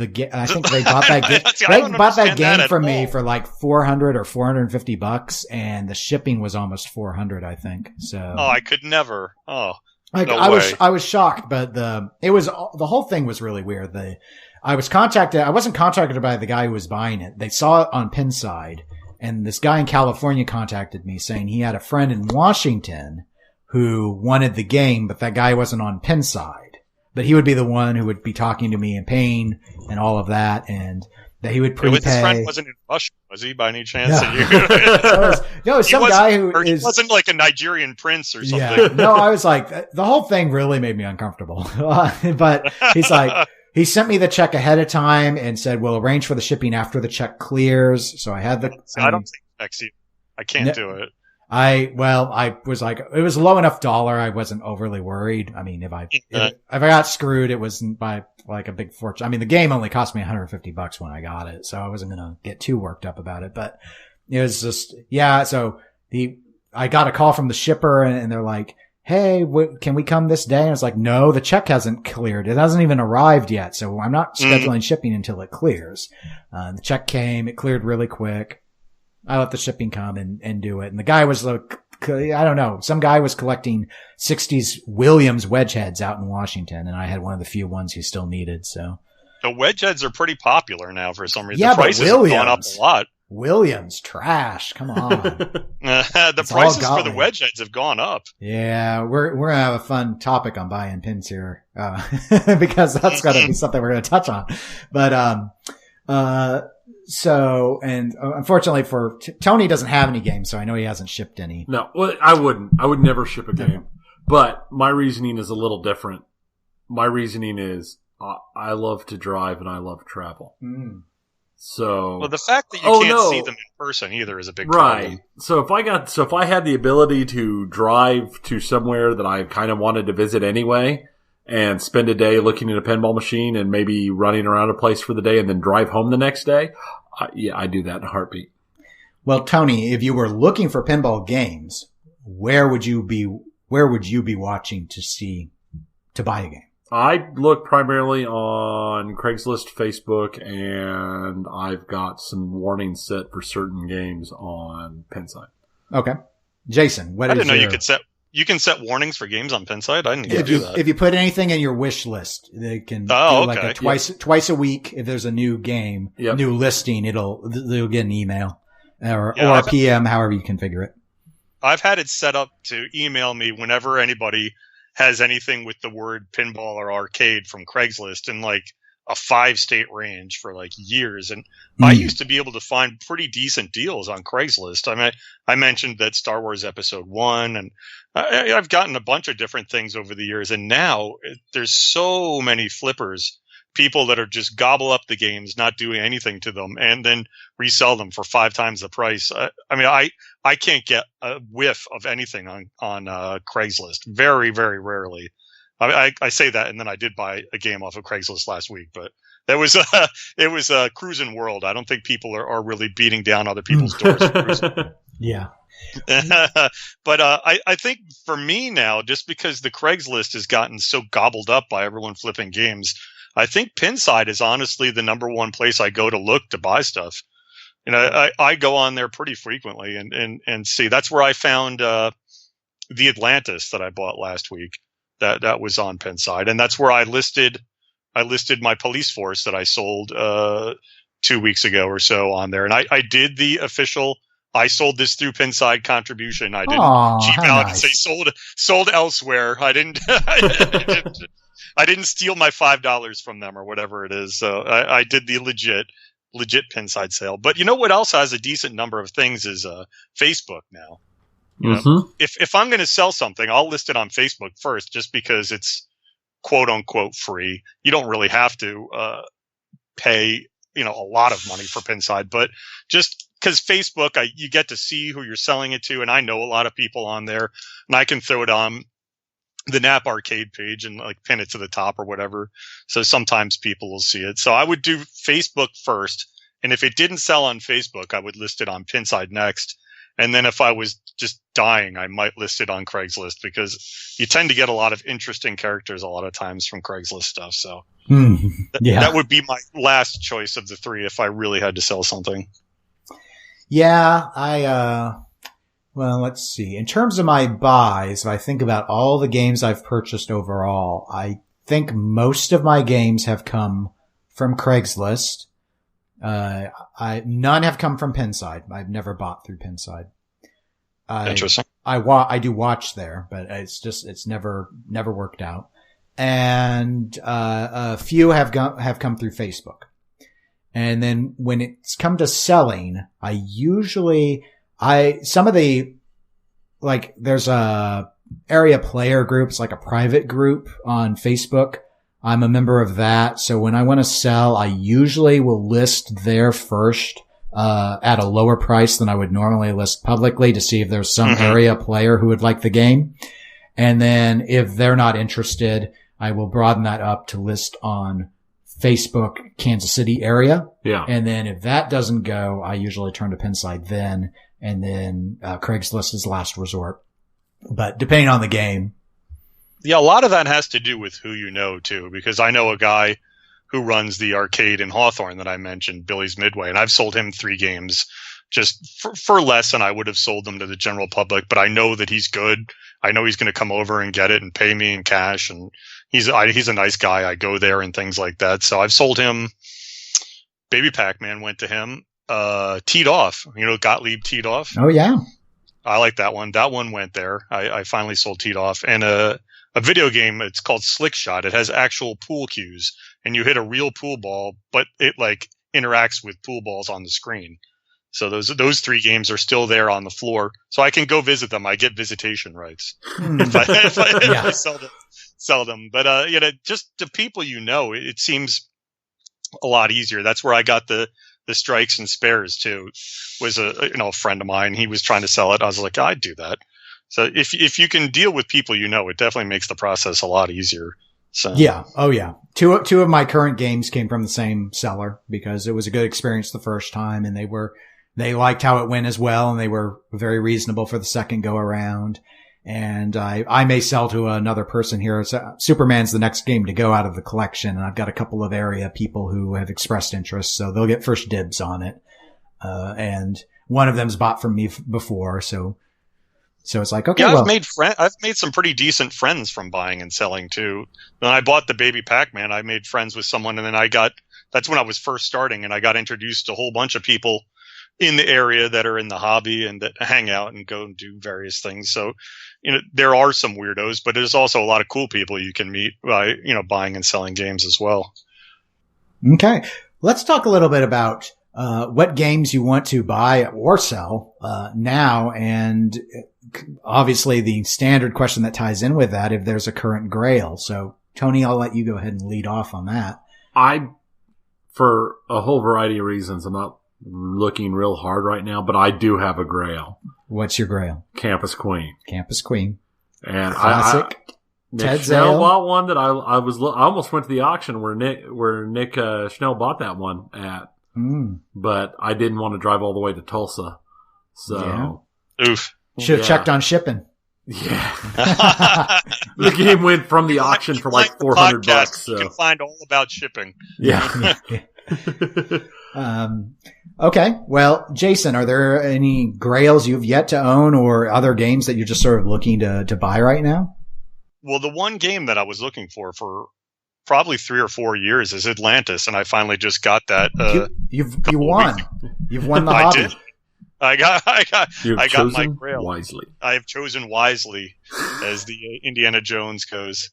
But yeah, I don't know what it is with that game. I love the art. I've played it and I was like, wow, I actually like the way this game plays in addition to the art. And I looked on and off for a couple years, and I came close a couple times, but it was either like I'd spent my money on something else and I needed to build the arcade fund back up, or there was one that was too far away and I would have had to ship it, which I don't feel like doing. So this one came up and it was fairly reasonably priced. I wouldn't say it's not collector's quality, but I'm not a collector's quality kind of guy usually. So I'm more like above players, if players means trashed, and below collector. Somewhere in the middle would be good. And that's where this one is. The play field's in great shape. The cabinet has a few bumps and bruises, but nothing that, can't be fixed. Like the side rails, someone had put the head down and not put anything in there. So the side rails on top are dented. So I ordered 2 new side rails, and apparently 2-sided tape is what you use, according to Marco's specialties anyways. So I'm going to try to replace those this week. But yeah, the Atlantis was the one that I was really looking for a while. And that was the only thing probably that would have kept me from buying one of the Stern Pros coming up here at the end of the year. Like you mentioned previously, I was trying to decide between Guardians and Deadpool, and that kind of got pushed back a little bit because the Atlantis did pop up on my radar. It was funny. I don't know, it was like 11:30 or midnight or something, and I was like, why am I still awake? And I hit refresh on Pinside Marketplace, and it had listed like 5 minutes earlier. I was like, oh! And I started typing the email right away. And it was just funny timing. It was a good coincidence, because they tend to go pretty quickly. They're, for an older pin like they are, they're fairly popular. Yeah, it's I think it's a combination of the art package and possibly the rules.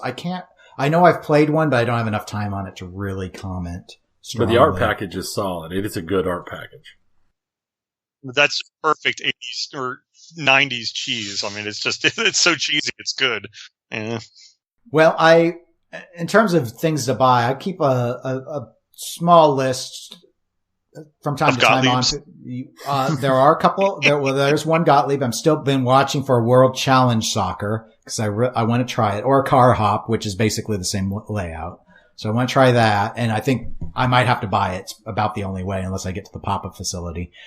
And outside of that, Title Fight. No, the layout of Title Fight is very interesting, but I know that the rules would bother me too much to want to own it. But I do want to try it. I really do want to try it, just to see how well it shoots. I played one this summer for the first time. It's pretty cool.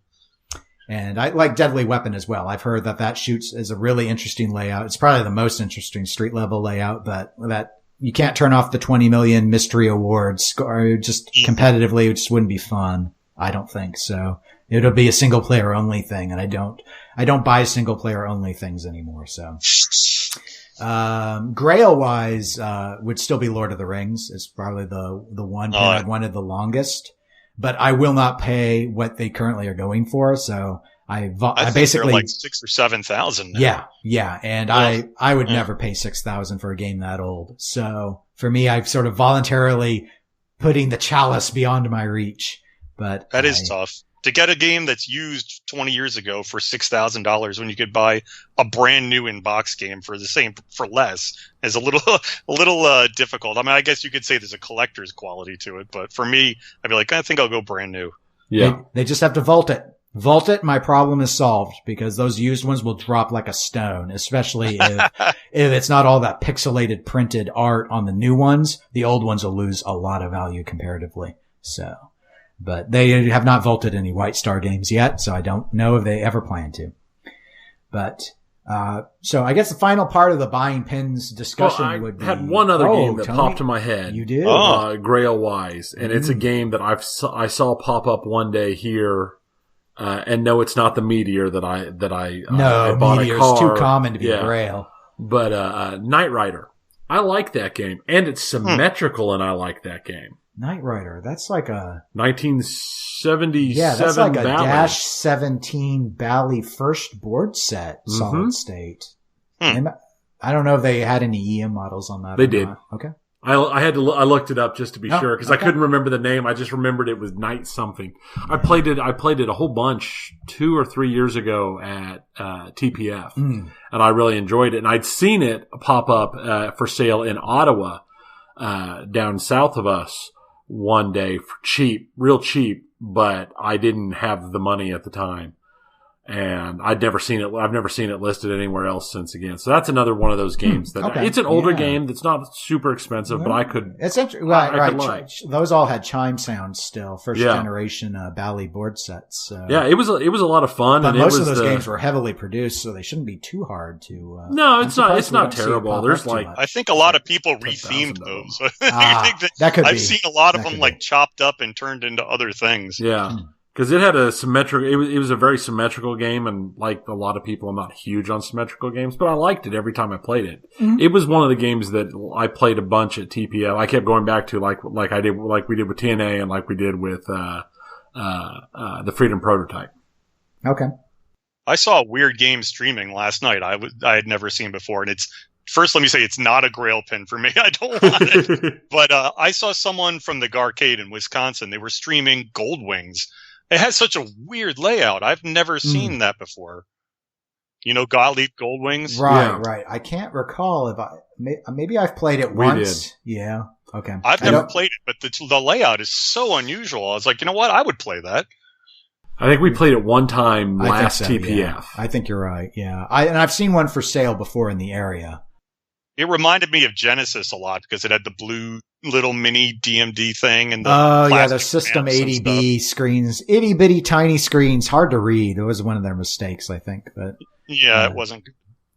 Right. I don't know why they went so small, but so Jason, what do you think? You buy a lot, so what do you think? Where are the best values in pinball at the moment, anyway? You know, it's funny. I kind of go on like waves, and for a while I was buying all Gottlieb System 3s, and then everyone was like, "Boo, Gottlieb suck" and everything. But I had fun with them for a while. But you know, they're all kind of similar. I think my favorite one of them was Teed Off. Teed Off was actually a pretty good game. You know, anytime you can get a fun DMD game for less than $2,000 today, I think you're doing all right. The way the market has gone, which is pretty crazy. So, you know, I had a Teed Off. I still have a Rescue 911. That's one of the last ones. But I kind of got away from those, and I actually got into the System 11s. The System 11 games they're not DMD, but they're all pretty fun games. I picked up an Earthshaker. I picked up I had the Police Force that I sold. What else did I have? I have the Atlantis. The Bally Atlantis is probably not, but it's like the same era. So right. That's earlier than System 11. Yeah. But that's like that whole era. I have a Big Guns, a Williams Big Guns. I think that's that game. It is. It's System 11. I traded a Super Checks for that, actually. That's why I got that one. That's not a System 11. No, bubble hockey is not a System No, 11 game. I hate to break it to you, Jason, but it's not. Yeah. No, but so that's been where I've been at lately is the System 11s. I kind of switched from the Gottlieb System 3s to the Williams System 11s. And I think for me now, I think the sweet spot is going to be a Stern Pro, but not new in box. Cause I mean, I bought my Star Trek new in box and there's no way that I'm going to get what I paid for it out of it. I paid like $5,000 or something, but it's not, I don't think that anyone would pay that for it at this point. So I want to find like a Guardians or a Deadpool, or I mean, I would even do like a Game of Thrones Pro or something like that in like the 4s. I've seen Aerosmith, so I think Aerosmith pricing is really starting to fall. A lot of people aren't wild about it, and I've seen Aerosmiths at like 45, 44. Like to me, that's a no-brainer. I don't see how you don't get your money back out of that if you're buying, almost new Stern for like $1,000 less than it was, right out of the box. I think any of the newer pros that you can get, if you can get them in the low 5s to, 4s, I think that's probably a pretty sweet spot right now. That's what I'm going to be looking for next. Okay. Tony, do you have any thoughts on values in this crazy, crazy price changing, ever shaping landscape of pinball? The way things are going, I'm not getting a machine anytime soon. That's for sure. Well, you see, we should have had Zach on as well, so then he could have told us the pinball market trend for where the values are. Here, let me call him real quick. Don't bother because he doesn't know. All right? I'll tell you where the value. All right, here's where your values are. All right. First of all, if you want to dismiss the handful of highly popular, for whatever reasons, sometimes gameplay, often just art, there are a slew of EMs that are good values. But in most of those cases, you need to accept that that's probably going to be more single player experience. There's just no carryover features of note in the EM era on multiplayer because it was too difficult to put a lot of memory in because of the need for all the relays. So that might not be a good solution for a lot of people if they're wanting something that's multiplayer. So setting aside that, but there's still a lot out there. There are so many EMs and there are a lot of good ones that are overlooked because they didn't look that great. I picked up a Gottlieb out of sight, the 1974 for like $300, like nothing recently. And it's all broken now, but I have to learn how to fix, I have to figure out how to fix EMs. It just stopped working the other day. And if you want a DMD, as Jason noted, Gottlieb System 3 is where you can, if you want a value, you'll be able to probably not lose money on those acquisitions, and they're not their price has not skyrocketed in the same way that the Bally Williams DMDs have gone up. So that remains a good option if you really want a DMD era game. But I think the sweet spot on solid state is pre-System 11. System 11 used to be the go-to, I mean, it still really is, but the go-to, you want to start to have more complex rules and ramps and stuff, but you don't want to get in the DMD era. Problem is, all the good System 11s and even the not so good System 11s are getting expensive now because everyone's turning to them because everyone told everyone to go buy System 11. So, but if you want to consider System 9 and before from Williams, a lot of good games without a whole lot of dollar amount. Especially if you are more comfortable or are comfortable with accepting a more EM style, you go older, you can stay under $1,000 on a lot of things. I would also say that if you want to consider Gottlieb System 3 alphanumerics, those hold their value, they cost less. That's mostly street level, of course, so good luck finding them, but even some of the other things like Cactus Jacks and stuff, fairly well respected games. The DMD System 3 era is the one that's really hated for the rules. Yeah. It's more of a mixed bag. I would bag get a Silver Slugger for sure. You convinced me to play it. I found one at a Pinball Gallery recently, and I had a great time playing it. It was a pretty fun game. It's a very good layout, and the rule set's decent. It's not a great rule set, but it's not lopsided in a horrible way. I enjoy it. So, I mean, The reason why tournament players always say hoops is that the hoops rule set is inoffensive. It's entirely well balanced, but I don't think the layout's as fun as Silver Slugger's layout. Yeah, I think it's a weird layout. Right. Between your hoops and your Silver Slugger, I definitely think Silver Slugger's the better it's game. Different. It's, different things, but there are some of those mid-era valleys. Those can be a good value because a lot of people hate them because they have the MDF cabinets and all of that, but there's some fun games like 8-Ball Champ and such that are in there. And if you're willing to consider older titles, you can think about those things like, if you want some Gottlieb System 80s, there's some interesting ones. I haven't played a lot of them, so I can't weigh in on a lot, but there are a lot of Williams titles before they were kind of king of the heap, but Valley was starting to crash and burn. There's a lot in there that's fairly affordable, from your Firepowers to your Firepower 2s, even Space Shuttle's not that bad even. So I like Space Shuttle a lot. In terms of pricing. It's a fun game. So that's where I would say if you want to look for a value, you kind of, at this point, if you want solid state, I feel your biggest selection is pre-System 11 and post-System 3. There's some good games in there. Sort of stuff. If you still want some Williams things, but that'd be my thoughts. Okay. We're at the last pinball portion. We call it 20 questions, Jason. And no. That's right. That's right. You are the victim this time. Yay, I'm free. That's right. Tony gets to take a little break. I think Tony's won it every time, right? If you consider Tony has actually getting it before the 20 winning, right? That is winning. That's exactly the definition of winning. There's no other definition. This could be your first loser in the 20 questions here. The rules are exactly the same. You will get to ask me a series, for the listeners who don't know, of yes or no questions. You get 20 of them. Obviously, the 20th better be a game guess at the very latest, or else you won't get it. The last 5 questions, you may use any lookup resource you would like. So if you want to start looking at Pinside or IPDB or whatever you want to use as an open book tool after the 15th question, that is fine. And because you are so prolific on social media, I can confirm to you, you have played this game. Just like with Tony. That's good. I know you've played it.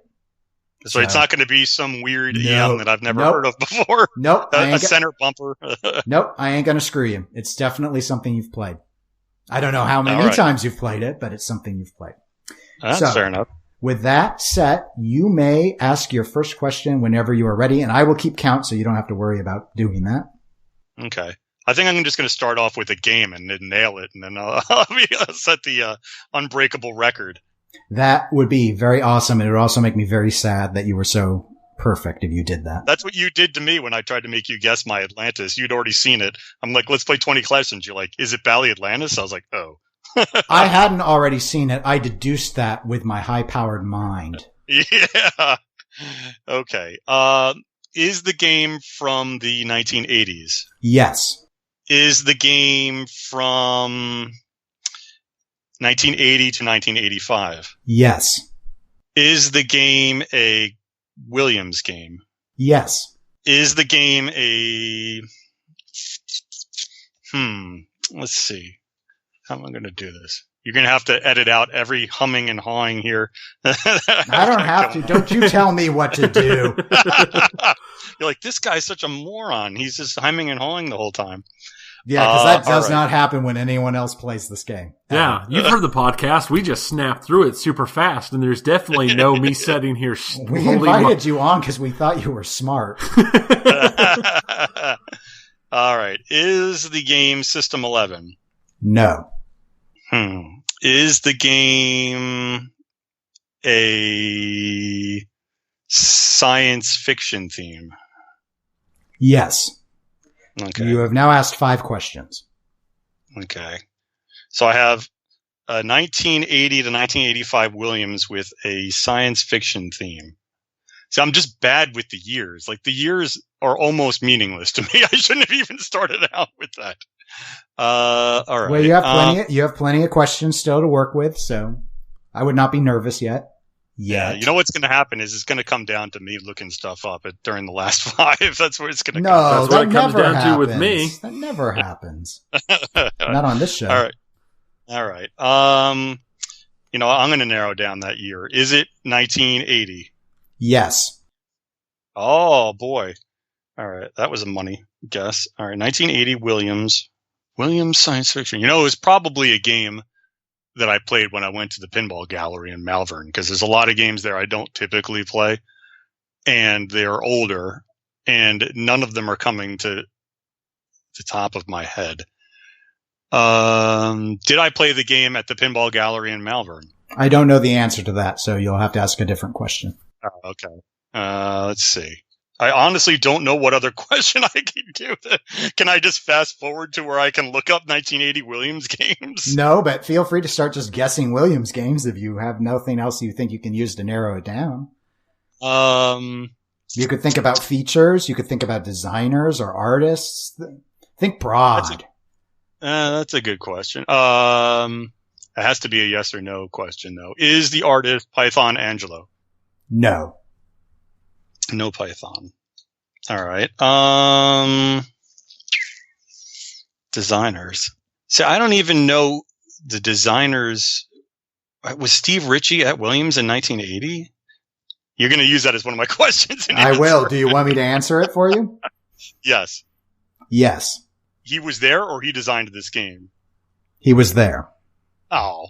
Is it? Now I have to use two questions on that? I should have just said, was it Steve Ritchie? You should have, but you didn't. Okay. Is it a Steve Ritchie game? No. Oh, that's even worse. I just wasted 2 questions on nothing. All right. What am I up to now?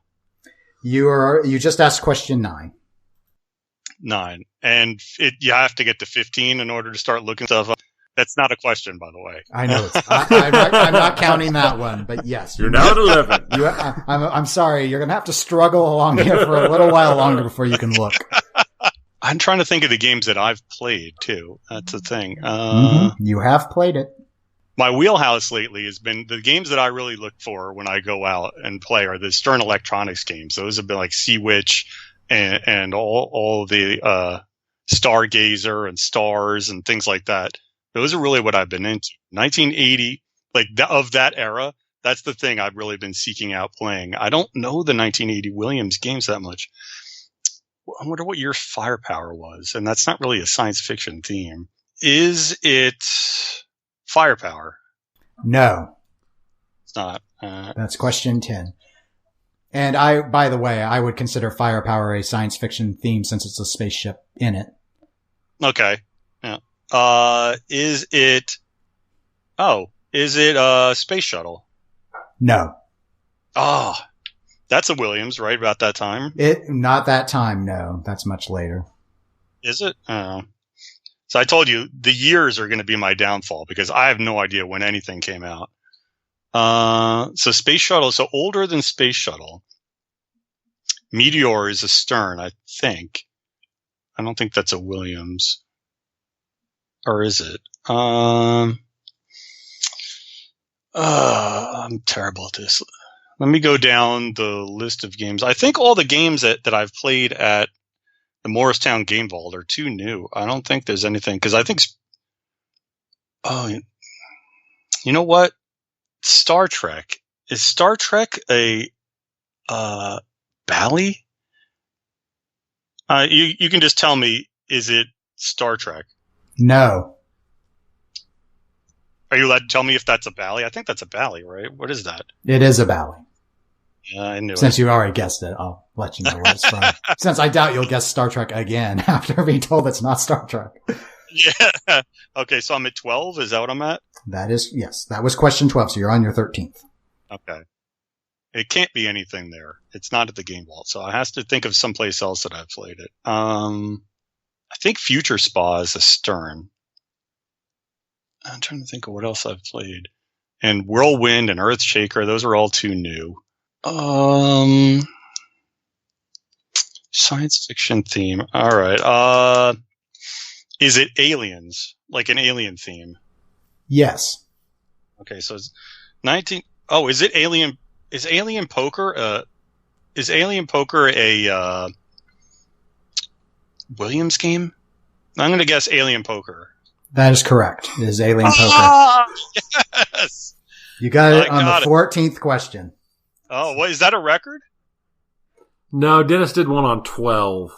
Well, that doesn't count. He's too good. How about Tony? Yes, it's better. That's better than all of Tony's. Better than all of mine. My best is I've never been able to do it without pulling up the machine. See, that my problem is like the years. I just have no idea. So Alien Poker, released October of 1980. It's a Williams game. It's a System 6A. So Space Shuttle's a System 9 for comparison's sake. Obviously, it's sort of a fantasy sci-fi theme, but it's also a cards and gambling theme. So either would have been right there. The designer is the relatively unknown Edward Tomanzowski, who I did not put in the designer guide. Is it Edward Tomanzowski's game? Yeah, that's right. It's Edward Tomanzowski's game. Art was done by another unknown, Tomi Ramuni. I kind of like the art on that game, even though the aliens on the playfield are a little weird, but I like it. Yeah, it was I'm more familiar. I've never actually played this to my knowledge. I'm more familiar with its clone, Laser Q.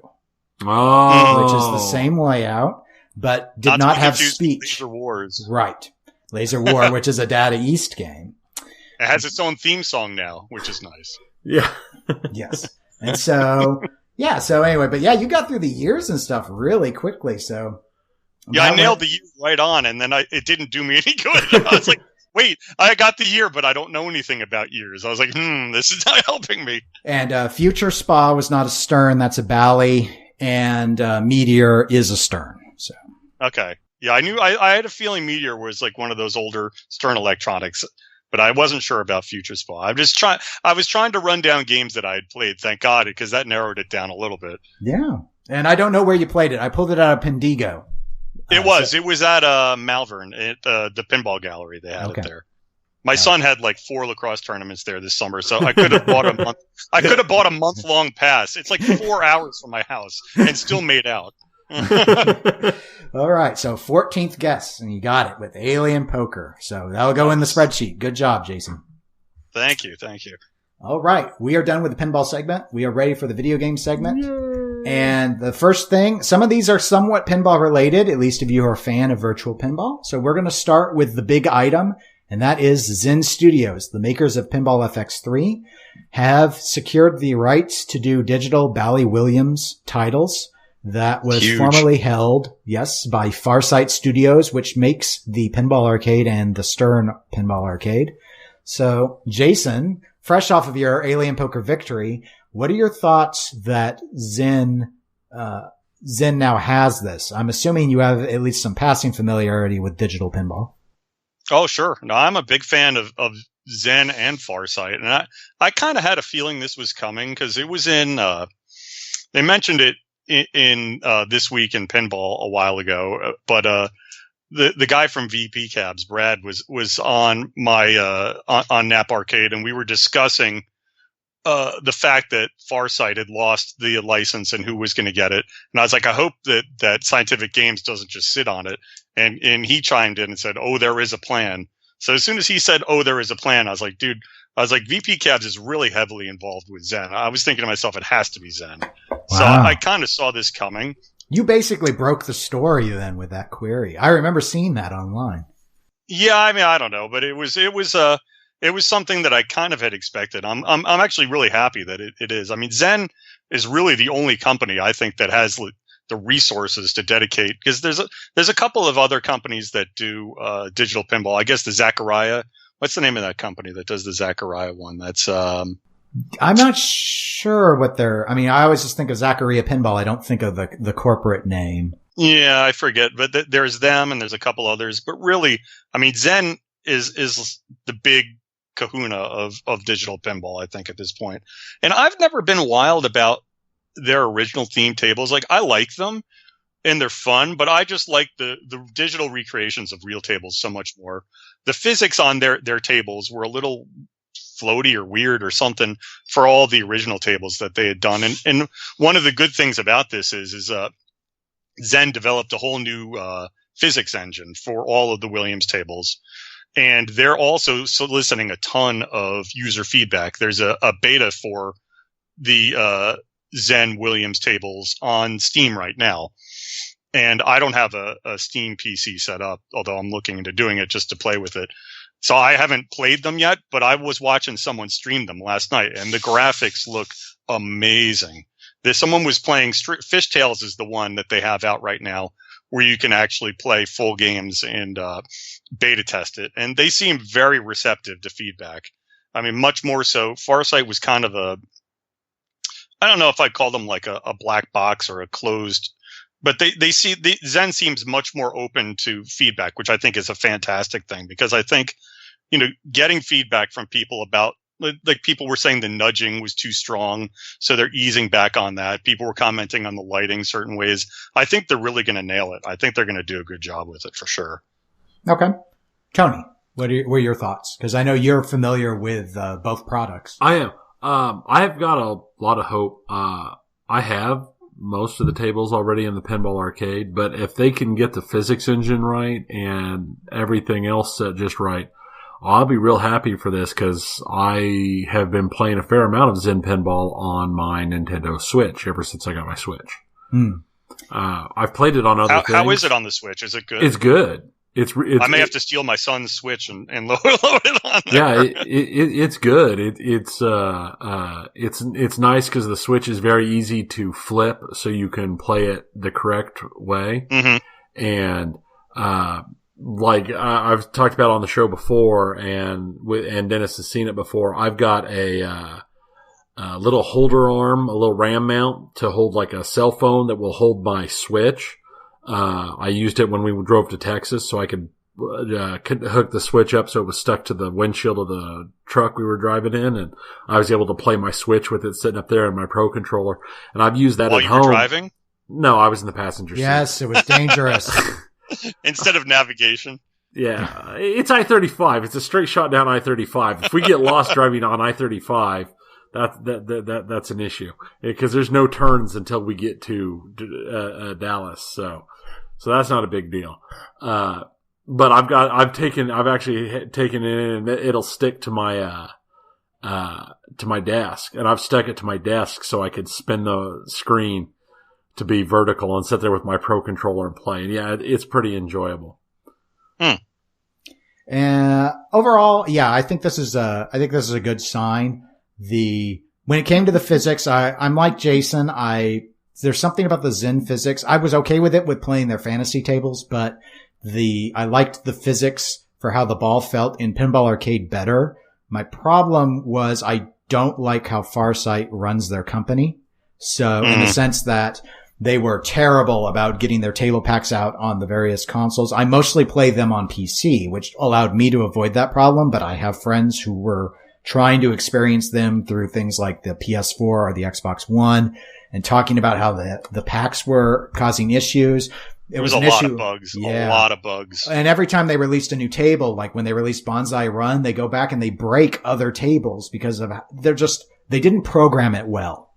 It was just like amateur hour in terms of they needed do a whole new engine. Meanwhile, Zen Studios moves from Pinball FX to Pinball FX2 to the very robust menu system, choice option, customization of Pinball FX3. Mm-hmm. They've just shown constant improvement in their product.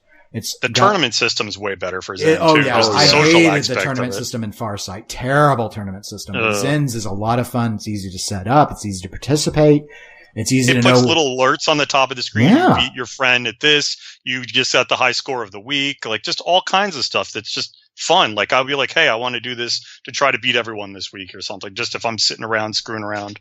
Mm-hmm. One thing I'm a little disappointed about though was I play Farsight, the Pinball Arcade, on my iPad, and that's not coming out initially for Zen. So that was a little bit, because like if I'm just hanging out with my family and my wife is watching something on TV or the kids are doing something, I'm just sitting there, I'll just pull out my iPad and play a couple of games on the Pinball Arcade on my iPad. But if I have to go and sit in front of a whole Steam computer or go downstairs and sit in front of the PlayStation or Xbox, it's just not as social, I guess, so I don't really want to enclose myself and hide while I'm playing. I want to just be able to kind of sit down and hit it whenever. That's why I think maybe the Switch might be the answer for that, and borrowing the Switch. It could be short term. They have indicated they are planning to address the mobile situation though, eventually. Yeah, I hope so. Yeah. And I don't think it'll be a year out or anything. This isn't Farsight after all. Oh my gosh. Do you know how long not to spoil the next one, but the two tables that came out, that for Stern. They've been talking about that for like years now. Almost seems like. I don't know what's going on with Stern Pinball Arcade. So let's pivot to that, though we're still actually talking about Pinball Arcade in general. But Farsight did add 2 new tables very recently. Big Buck Hunter Pro is now in, and Whoa Nelly Big Juicy Melons is now in. Both are games I've not actually played physically or digitally, and I still haven't. I haven't played these 2. I haven't tried them out yet. Have you tried them, Jason? I bought them last night, actually, and you have to update the app on the Apple Store in order to get them, and I kept looking, and it wasn't available. And then probably like 10, 11 o'clock last night, it did let me update it, and I was able to download them, and they're not cheap, first of all. I mean, to buy one, I think it was $9.99 or something. Holy cow. And to buy both was $14.99, I'm pretty sure.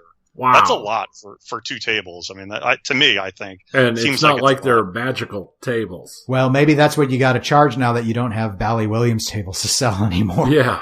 Maybe. I mean, who knows what their agreement with Stern is like either. I don't know, how much that they get and what have you. But, so I did the $14.99 and bought both, and I only had a little bit of time to play them. But I mean, they seem cool. I mean, they seem like other Pinball Arcade tables, and I own every single one. I literally own 100, I think. So, I mean, I've obviously spent a lot of time just screwing around with it. So, I liked it. I'm going to enjoy playing them for sure. I think for me, more pinball is good pinball. It's tough for me to say I hate anything that's related to it unless it's really screwed up. So, I'm going to enjoy playing Big Buck Hunter and Whoa Nelly. And then also, as an added bonus, I'll learn the rules to Big Buck Hunter while I'm just hanging out on my sofa with everybody or whatever. So if I ever do come across it in the arcade or in a tournament or something like that, at least I have a vague idea of how to play it. I think that's one of the best parts of playing digital pinball for real tables is that, I've played it for a number of games that I've come across in tournaments. And even though the physics aren't exactly the same, at least I know what to shoot at. I think that's a big plus. Yeah, I think that's one of the strongest selling points for digital pinball. Not to mention that it introduces people who might not have experienced pinball in the physical format. You approach it from a video game genre, and then when you learn that it's a real life thing, I think there's a crossover there. There's a way to expand that market. At least that's what I always hope to see out of it. Because I think the gamer demographic is a natural demographic to grow pinball with. They just have to be aware of it and then have to actually have locations to go and experience it. Trying to turn them into collectors is a different story and would not be a goal, in my view. It's too expensive. But, too heavy. Oh, yeah. Way too heavy. So we have one final video game topic, and it doesn't have to do with digital pinball. Jason, you shared with me yesterday a link to a review on the Neo Geo Mini, and I thought it might be a good time to maybe talk about that. And some of this, it feels like a wave now of these retro consoles, be they little versions of actual arcade consoles or little versions of little consoles we used to play as kids, like the NES Mini and the Super NES Mini. So, why don't you lead us off again and just give your thoughts on, well, either the Neo Geo Mini or just what we're seeing now with this nostalgia in a small box. It's funny. Every time I see one of these things, I'm like, oh, I need that. And I get it, and then I don't ever use it. It's been like that for I looked everywhere for the classic Mini. Remember how scared how scarce that was? Oh yeah, they were hard to find. Oh my gosh, I looked everywhere for it. I refuse to pay the scalper prices though, because I can't stand it when people just gobble stuff up. Like it goes back to my flipper comments on Craigslist. So I'm like, I'm not paying the scalper. I'll find it. And I actually found it on the now defunct Toys R Us store. There's a lot of, this is going to be a rough year with Toys R Us gone. I was actually just talking to my dad. Time. Yeah, I was talking to my dad this afternoon. He said Walmart increased their orders of toys, and maybe that includes video games, by 30% this year to kind of make up for the missing Toys R Us sales, or capitalize on it, I suppose. I've heard that as well. Yeah.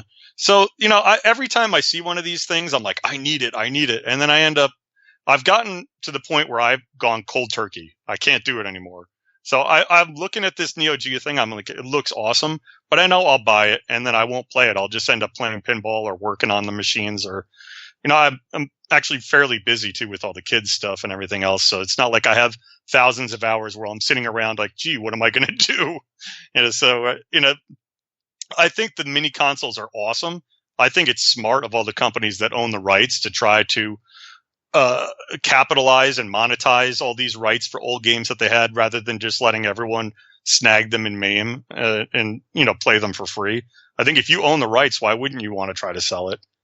I think the little mini Neo Geo thing looks pretty cool.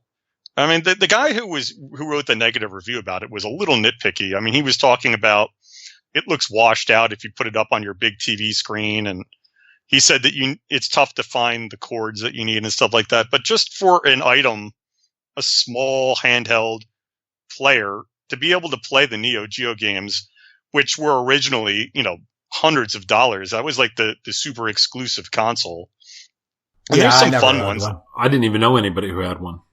Art of Fighting is a good one. I don't know if you know, King of Fighters. That's what King of Fighters. That's the franchise that came from it that I have some familiarity with, because the franchise continues to live on from SNK. Yeah, I have King of Fighters 20. I think it's 20 now, which is hard to believe. It's on PlayStation, and it has like 50 different people you can be. It's a pretty deep roster of characters. It's pretty cool. I don't really play it anymore because my son just plays Fortnite on the same TV 24 hours a day. Fortnite. But so that the PlayStation hasn't been turned on in probably a year, because Fortnite on the Xbox with his friends is what dominates. But I can't play that either, by the way. I'm no good. My daughter tried Fortnite and she's like, this is stupid. And then she went back to Splatoon 2. Splatoon, yeah. That's all she plays. Splatoon, we used to play that. I had the Wii U. I had the Wii U set up, and we would play a lot of that. Yeah, my son went from Splatoon to Overwatch to Fortnite, and it hasn't gone back either. Fortnite's the new hotness. We'll see how long it lasts. I tried to make him not use something that was like shooting people with guns. And that's why I thought Overwatch would be kind of a nice intermediate, because it's kind of not realistic. So I was like, oh, yeah, they're just like monsters and they're playing around. I was like, that's not too bad. And then all his friends play Fortnite. I'm like, my wife of all people was like, go ahead, get it. And I was like, all right. So if she's going to say yes, I'm not going to say no. She's going to make me look bad. Well, so, but that was a digression. I guess getting back to the consoles, I think they're awesome, but I had to cut myself off cold turkey, because I know if I buy the Super Nintendo Mini is in supply now, it's available on Amazon and stuff. And if I buy it, I'll be like, yes, I'll play it the first day, and then it'll just sit there, because I know I'll just get involved in other stuff. Yeah, I received a NES Classic as a gift. It's sitting on my shelf. I don't even play it monthly, and I have a RetroPie, and so I'm not surprised that we're seeing this, because the power needed to drive all this stuff is really easy and cheap to have now, and I think it's smart for the companies to do it. I don't do a lot of nostalgia purchases personally, and so I'm not, while I like the Super NES Classic as an idea, it's got games that are better than what the NES Classic has, in my view. Still, it's just sort of like, I know I won't play it enough. I got a whole backlog of video games that I was trying to work a little bit on today, in fact. And it's like, I got so much stuff with all these game deals, gold pass free games and stuff. It's like, I just don't go back to the old stuff enough to really warrant spending the money. And that's been you can also buy a lot of these games that are in these on modern consoles. I mean, you could, for instance, like Street Fighter 2 is on the Super NES Classic. You can buy the Street Fighter 25th Anniversary Edition or whatever it is on, I think it's PlayStation or Xbox or both. And it's got every Street Fighter ever, not just the one, for like what would it cost? $20 or something like that? Oh, yeah. I mean, you could also buy, the Neo Geo stuff is out there too, is resold retro, things. And Bandai Namco is doing a whole bunch of stuff with that. So most of the current generation consoles, PS4 or Xbox, you can buy a lot of the retro games on anyways. You wouldn't even really need the extra, mini hardware or whatever it is. Yeah, I got the Mega Man Legacy Pack, which is like the first 7 Mega Man games for like $10 on a Steam sale. Yeah. So yeah, well, and it's smart for them to. I mean, if some people want to get like the little consoles because they like to remember the look and hook them up in a game room, and other people just want to play the games on a modern set of equipment, so they don't have to keep plugging in new HDMI cables. It makes sense for them to just sort of shotgun that approach. Now, I think the nostalgia play is a solid play. There it is. I think that's part of the reason it sells so well, and we've seen a lot of this lately. That nostalgia for stuff from the 80s and 90s has sold really well, and it's done really well. And from a company business perspective, I think it's a great idea. And if you're something that you'll actually use a lot, but I'm in the same boat you are, Dennis. I don't really use it. I mean, I was going to buy one. I was all over a NES, and then I wanted the Super NES. But the more I thought about it, I mean, I had both of them in my hand at one point at the store, and I'm just like, I don't play everything I have now. I'm not going to play this. I mean, I've got a Nintendo Switch now, and I think between me and my wife put together, we play it an okay amount, enough that I don't feel bad because my wife started playing like Stardew Valley and stuff on it. But I mean, I don't play it a whole lot, but I don't play a lot of games a whole lot. I don't play games period at all like I used to. I mean, even video games I don't play as much as I used to. You're just gaming on 10 minutes a week. Yeah. There's a plan for you, Don and Nick. You can thank me later with money. Cha-ching. Yeah. Pinball has just consumed so much more of my time too. I think I don't play the video games quite as much as I used to. Yeah. Now I did. This is totally not in the list. So we're flying completely on the cuff. Going off list. Off the cuff. Going off the rails. We're off the rails completely. But earlier, when you were talking about your 3 new purchases, did I hear you mention a Cruisin' World? I did. Like yes, a full-up sit-down Cruisin' World? Not the sit-down, though, okay. Because I have a pretty finite amount of space. So the sit-down ones, first of all, moving them around, they're pretty darn big. Well, that was one of the things I was wondering about, because I've never seen a Cruisin' World setup that was less than like 3 machines put together. Yeah. So I have a stand-up Cruisin' World, but it's it's not a conversion or anything. It's with the full side art with like the rhino and I don't know, whatever else it is, the desert and stuff like that. And then it's got a shifter up top on right next to the right of the steering wheel. And then to the left of the steering wheel, it's all the 3 buttons for the different views. And it's got a gas pedal right at the bottom. So yeah, I picked that up. I had a Cruisin' USA I picked up from a bowling alley in Bear Mountain a couple of years ago. This was pre-heart surgery, so I was actually able to lift things then. And I rented a giant U-Haul, way too big, and drove it around twisty mountain roads. It seemed like a very bad. It ended up being a very bad idea, but it makes a good story now. And I picked up the Cruisin' USA, and it was like it's black, like it was a conversion of something else. But I got it for like $200, and I'm like, I really like this. So when the World popped up, it had beautiful side art. It was like the original one, and it was like $350. I was like, you know what? I'll just pick up this Cruisin' World, and I can get rid of the USA if I want to, because this one looks so much nicer. Yeah, I can put it in the main arcade or whatever, and I have it right next to a Hydro Thunder right now. So it's another stand-up. Is classic 90s driver is a Hydro Thunder. That was a good. I played a lot of that game. I was telling my wife I need an Arctic Thunder now, and the only ones I've seen have the full snowmobile that you have to sit on to play. Because that's the one where it like rocks side to side, like some of the motorcycle games, isn't it? Oh no, I don't. I think it has a fan that blows in your face. Okay, but like a whirlwind. But I don't think it moves. I'm not positive. Because I know I played one of those motorcycle games at one time where you actually leaned the motorcycle when you did your turns and stuff. They have a hang-on version like that, like the old 80s. Remember Super Hang-On? Super Hang-Ons like that. Super Hang-Ons are always really cheap, too. Huh. Super Hang-Ons and Afterburners are always super cheap. And I'm like, why are these so cheap? These are good games. Well, Afterburners just gets old after a while. It does. Yeah. I mean, I've played so much Afterburner. Now, I do recall reading at one time that with the loss of manufacturing and CRT monitors, the arcades the old arcade machines are having problems because they don't convert to LCD very well. And since people do everything they can in their powers to make them survive, the CRTs, there's some people who are way better than I at capping monitors and putting new flybacks in and all this stuff. I'm kind of like, huh? And that's the one good thing about, like, it goes back to knowing people. I know people who can help me out with the monitors, because monitor is not my specialty by any stretch of the imagination. Yeah. Now, and kind of like we hit in our pinball section, just out of curiosity, do you have a specific arcade that would be like a grail cabinet for you?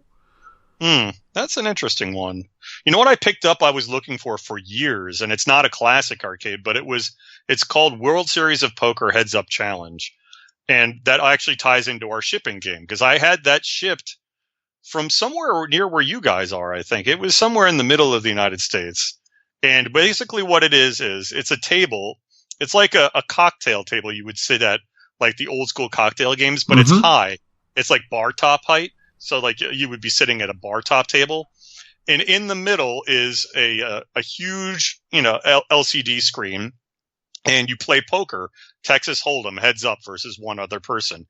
And it deals the cards out into the middle. And then each person on their side has a tiny little LCD monitor that only turns on if you put your hand in front of it. Like there's a button you put your hand down so you can see your cards in the hole, but your other person can't see.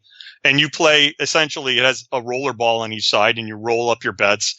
And you play heads up poker versus people. And you can do tournaments with up to like 12 or some people, and it creates the bracket for you. So you play heads up against various people. And it has like a bocce game on the side, because you can use the balls like as like an add this game is a bocce game. So I was looking for this thing forever, and I found one in an auction down by Philadelphia, and I got it like super cheap. I drove all the way down to Philadelphia. It didn't work. That's like a 3-hour ride each way for me. So I was like, what? So I was like, fine. I came home. I'm like, look, I'm not taking it, because I don't know how to get the software for this thing if the software is corrupt, because the company PokerTech that makes them is not in business anymore.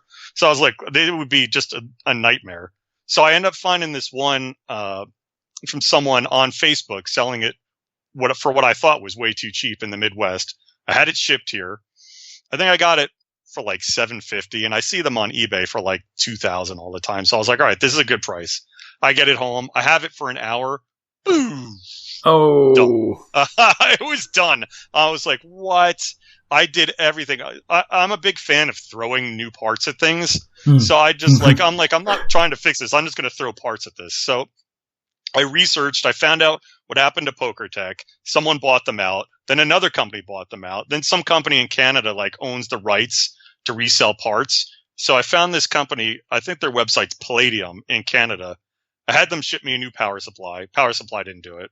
So I had them ship me a new video card, plugged it in, boom. It's worked perfect ever since. I was like, thank God. Oh, nice. Yeah. Yeah. So that sounds really like a really cool table, though.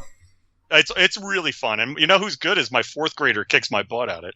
And I used to play poker in tournaments and stuff like that. And he's just a little prodigy or something. He's good at math, and he's awesome at it. Not that I'm teaching fourth graders to gamble, but I guess gotta teach him to count cards, head to Atlantic City. Yeah. Yeah. I see a retirement plan on the horizon. So that was kind of a grail game for me back in terms of video games. I was looking for one of those for a while. It's just one of those things where you get it stuck in your head that you want something, and you just always look for it. That's like the arcade game I remember, and I've looked at them in the past, and I'd never actually get one. But the old Star Wars Vector cabinets. Because that was that was the one I always played at the local arcade that I used to go to when I was a kid. Was I'd play like that, and then like 1943 and some of those other ones. But I always went back to that Star Wars Vector cabinet. I played one last weekend with my son, actually, in between games at a pinball tournament. Yeah, they were great fun. I played one at we went to the Video Game Museum 2 years ago there in Dallas, Texas. When we went down there for TPF, and they had one. Is that the one where they were giving like the discounted tickets or free tickets? Yeah. Yeah. No, it was pretty cool. It was enjoyable. They have a nice little arcade, but they had an arcade machine that I can honestly say I never played that arcade game. The actual stand-up cab version of Burger Time. But I love put Burger Time. Millions of hours of Burger Time back on my old Intellivision. Back when I was a kid, and it's literally the only video game both of my parents are like, yeah, that's a great video game. Both my parents love that game. If your parents like it, you know that it's good. Yeah. I remember playing Burger Time at Showbiz Pizza Place back in the day, It was like the copy of Chuck E. Cheese. It had like a different animatronic fuzzy band and stuff like that. It was at a birthday party. I remember playing it. I must have been younger than my kids are now. Yeah, Burger Time is a really good one. I love that. Now that's probably the only arcade machine that if I ever came across one, I'd be happy for. But at the same time, I just need to get Burger Time on something playable because that game's just that cabinet is cool too, though. It's like shaped like the chef. That's a really neat one. Yeah, and the art on it's cool and everything about beautiful. That. It's like that's awesome. Well, Jason, we've reached the end of our show. We want to extend our thanks for you taking the time out of your day to come on with us. Yes. Well, thanks for having me, guys. I had a really good time. And listeners, if you want to check out Nap Arcade on Facebook, we have a link in the show notes so you can easily access it and follow along on Jason's adventures. And if you want to follow along with our adventures, we're available at facebook.com/Eclectic Gamers Podcast. And on Discord. And on Discord. It's too long to say the Discord, so we can't say that. There's a link. But go to eclecticgamers.com if you want to find the Discord link. Yep. And we were also on Twitter and Instagram as eclectic_gamers. And we will be back in 2 weeks. See ya. Bye.